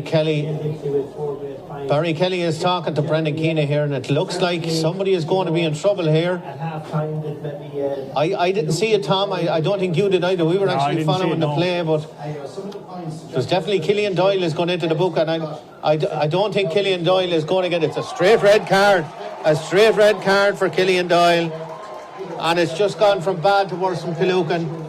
Absolutely bad. I didn't see the incident, Tom, so I can't comment on it, but the St. Lomans bench were absolutely apoplectic about it, and Barry Kelly... Yeah, and if you remember before half-time, there was an incident before half-time which led to a yellow card being given to Peter Foy. I didn't see the incident, but you'd imagine that it was a little bit of a reaction to and there's a score, the first score of the second half for Killucan. Devon Hill has popped one over the bar. It's the first score, it's from a free. And Killian Doyle has gone on a straight red. Killucan down to 14. We're just looking at it here on the replay, Tom, and it looked like more of a shove than anything else. I don't think there was a punch thrown, to be honest with you, but it looked like a bit of a shove into it. But he's gone, and that's it. They're down to 14 men at the moment. It's 1-6 to Killucan. It's 13 points to St. Lomans, Mullingar. I'm not sure, did Killucan bring on another substitute there?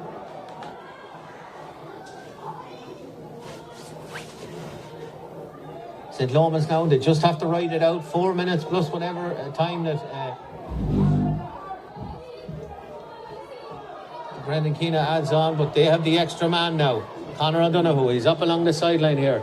Puts in past one. He's had a really good second half as well. Cox now, looking to get Heslan on the ball, but that goes through the arms there. Frankie Boyle.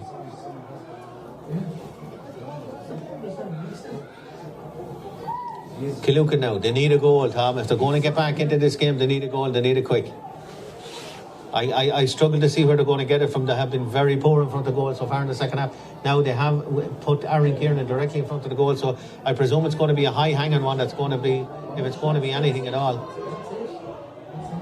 Robbie Greville with the ball, still retains the ball, does well, gets it into his forward line. Sean Leach now. Leach is dragged to the ground there. That has to be a free, and that is a free.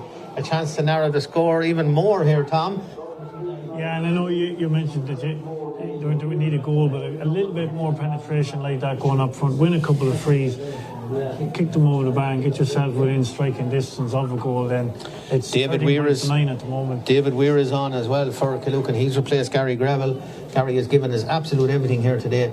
But this will narrow the gap even closer, Tom. It's only a 3-point game, and this one pops over the bar. Leach kick. It's actually Sammy Clark kicks it. Yeah, and Sammy Clark has popped it over the bar. They're still not in desperation goal to third sheet. Stay knocking over the bar. You'll get your little purple patch again. Maybe the 14. Well, we've 2 minutes. We've 2 minutes plus additional time, Tom. There's only one kick of a ball between them. It's 13 points to St. Lomans. It's 1-7 to Killucan. That's 10. It's all about game management, I suppose, now for the Blues. And if there's any team in this county that know how to manage a game, it's St. Lomans. Nice work there. Is it going to go to hand? It is. Lovely work. Kelvin Riley really has stepped up in the second half, and it gives it into the man Dempsey. Dempsey has been tremendous. He's kicked 4 absolute wonder scores in the second half. Ball chipped out. It's into Paul Whelan. Gets it back out to Dempsey on the right foot. Is Dempsey going to get a chance to have another go? No, he doesn't, because he's over carried the ball, and I thought that was at least a foul, if not once, maybe twice in Shane Dempsey. But Killucan have the chance to build again. And Tom, we're not out of the woods yet. The champions are not out of the woods yet. No, and there's still a chance of a goal. Obviously, 3-point game. Killucan, if they can come forward and just have a little bit more impetus up front, there could be still a light for them in this game. I still think they're going to have to put somebody in the full forward line and try and kick a ball into them, because I don't think they're going to get through that mass ranks of the St. Lomans defence, much as they've tried. Ball back out. Cormac Boyle has a chance now. Kits it with the outside of the boot. Cormac Boyle has put it over the bar, so that's another one.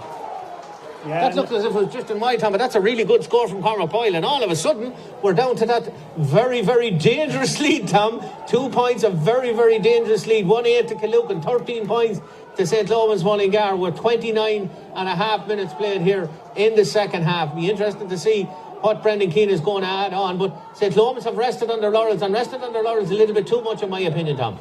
Yeah, but also that kind of swing of having the 14 men.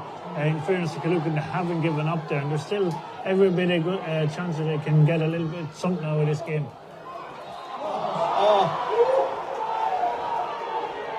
Ball given a foul. Shane Dempsey looked to be in on goal there, and Brendan Keane has called for the foul, and I think Shane Dempsey would have preferred to just carry on with that one, because it was heading to the back of the net, in my opinion. There was no question.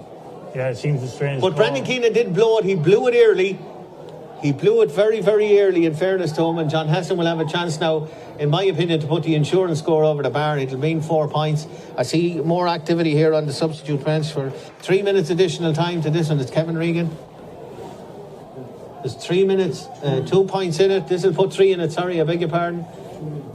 2 minutes additional time. It's 2 points in the game. John Heston now with a chance to put 3 between them. A full score between the sides, and Heston, as Heston does, pops it up and over the bar. And yeah, and if we look back to the first half now, with all Killucan have missed, they will be maybe looking back at that going, we should have had a little bit more composure in front of goals. We did think that they would have needed a little bit more against a very, very good and it is coming back. I was hoping it wouldn't come back to haunt them, but it actually is coming back to haunt them. Those amount of wides they've had in that first half. 14 points to St. Lomans, 1-8 to Killucan. 31 minutes played here. We've an additional 1 more minute to go. Killucan really have to step up to it, but they're down, of course, to 14 men after the straight red card for Killian Doyle. Ball across the centre. Lomans really only need to retain the ball. Over to this side. Back into Foy. Foy gets it into Dempsey. Dempsey drops the ball to the ground, but gets a right boot at it. And Dempsey has scored another 5 points from Shane Dempsey in the second half, Tom. And 5 of them worth the admission money alone. He has been excellent in this second half. Just when you thought it was Killucan that were going to step on the gas, it has been St. Lomans that have stepped on the gas. Yeah, they've scored 13 points, Tom, in the second half. And that's a wonderful return. I did say just after half time there was a shock on the cards, and it was up to St. Lomans to answer. They have answered in style, and they're looking at every value for their third trip in a row to the county final.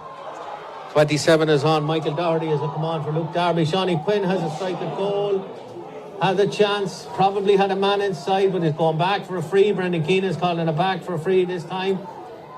Shawnee Quinn was going for goal that time. He had a man loose there. I think Sean Leach was actually on the edge of the square there, virtually on his own, Tom. So there's an opportunity for Killucan. Nice working through. It was a foul, there's no doubt about it. It was a foul. He was dragged to the ground. But yeah, Sean Leach was on the edge of the square there. If it had got back to him, even Devin Hill was there. Score for Killucan there.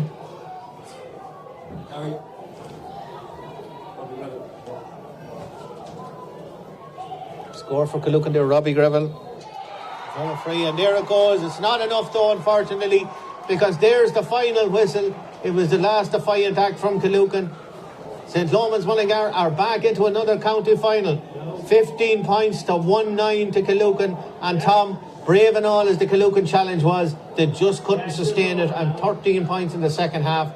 That dictated where the winning of this game came from. Yeah, well, you have to give credit to Killucan in the first half. They did very, very well in the first half. They should have been more ahead. But you cannot deny the worthy winners were St. Lomans with that second half performance from the get-go. In the second half, they were just up for it, and they were just fighting for every ball. They were after putting the press on Killucan, and when you want your big men to stand up, John Heston was standing up all day, just tipping over scores, keeping them in it. But you had Shane Dempsey, TJ Cox, who could have had 2-3 in my eyes. Yeah. They all played very well. Ronan Toole stepped up to the mark. Sam Duncan played Kelvin very Riley. well. Kelvin Riley, and my man of the match, Peter Foy, at wing back there. The backs normally don't get a lot of the praise for St. Lomans, with the likes of John Heston and Shane Dempsey on board. But Peter Foy was excellent there, wing back as well. But a worthy winners, St. Lomans. Tough on Killucan, they will learn from it. They're a young side, and they're a growing development side. But for St. Lomans, it's a chance now of three in a row. Yeah, and look at the scoreline tells its own tale, Tom. 13 scores in the second half. Killucan only scored 5 points in that second half, and probably fortunate to score those 5 points. But having said that, they will learn from this. You know, it's a learning process for Stephen Murray and his cohorts. But I think they will definitely learn from this, and I do think that St. Lomans are not the force they were heretofore. Is that a fair comment to make? Killucan really put it up to them. Yeah. But at the same time, you can't beat experience, and you can't beat a little bit of stardust. You know, Shane Dempsey, in my opinion, he was my man of the match. I'll disagree with you on that one. I thought he kicked 5 of the best scores I've seen here in Cusack Park here in quite a number of years. I thought he was excellent. Again, Heslin, when you want him, when you need somebody to stand up, there's the man that'll stand up to him. I thought Kelvin Riley in the second half as well really stood up. Whereas Killucan were tight and effective on them in the first half. It wasn't that in the second half.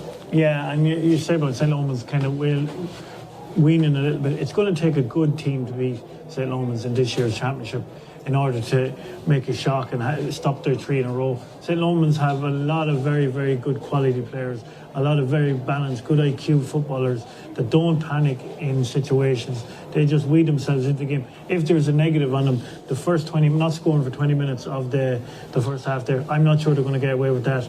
But then that's something that Declan Kelly will work on. You can be damn sure in the next fortnight he'll be working on that. And particularly getting on the scoreboard in the opening 20 minutes, because Lomans normally come out of the blocks, Tom, and come out flying in both halves of a game. But today they were kind of lackadaisical. There was a small bit of lackadaisical on it. We're looking at the highlights here.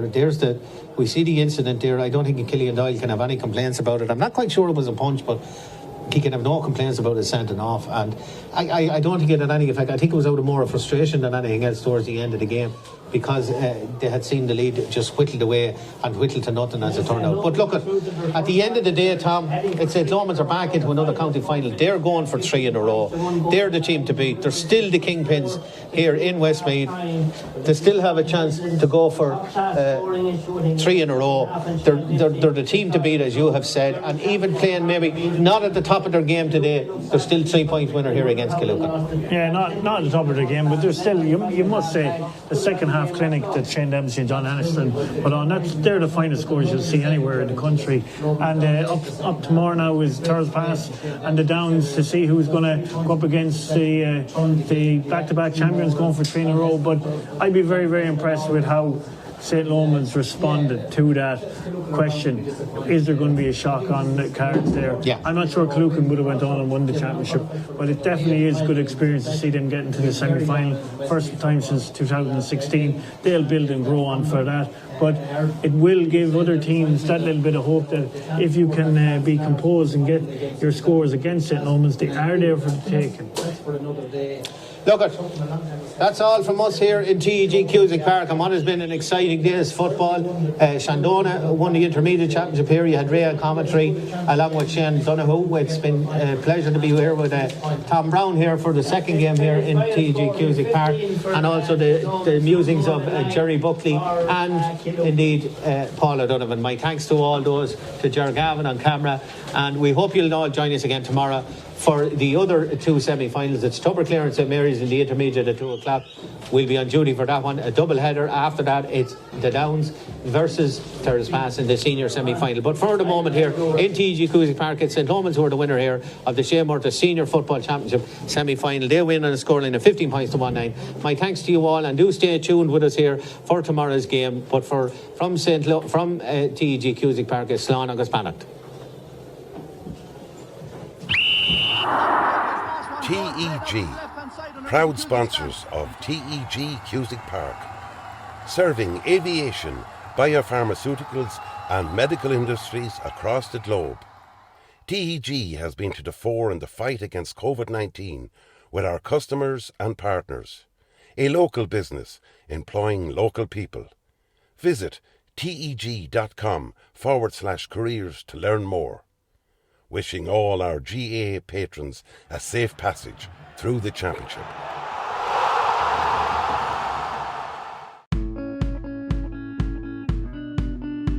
Clark's Bar, wishing all teams the very best today.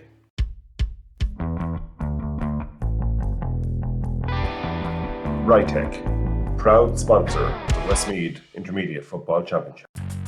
Cusick Park pitch is 145 metres long. Imagine 3 of these bridge beams would make up the length of the pitch. Now transport 30 of them from Harney to Kildare. A challenge overcome by a great team with the support of a great community. My name is Pat Barrett, Project Manager, Shea Murtagh Precast.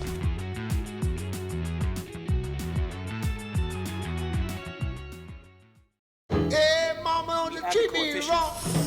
Come and love you, daddy, all night long. And you? What do you do? It's a bit complicated to explain.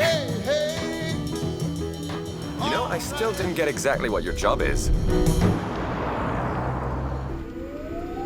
That is what I do. New Renault Arcana E-Tech Hybrid. Winner, Irish Medium Crossover SUV in the 2022 Car of the Year Awards.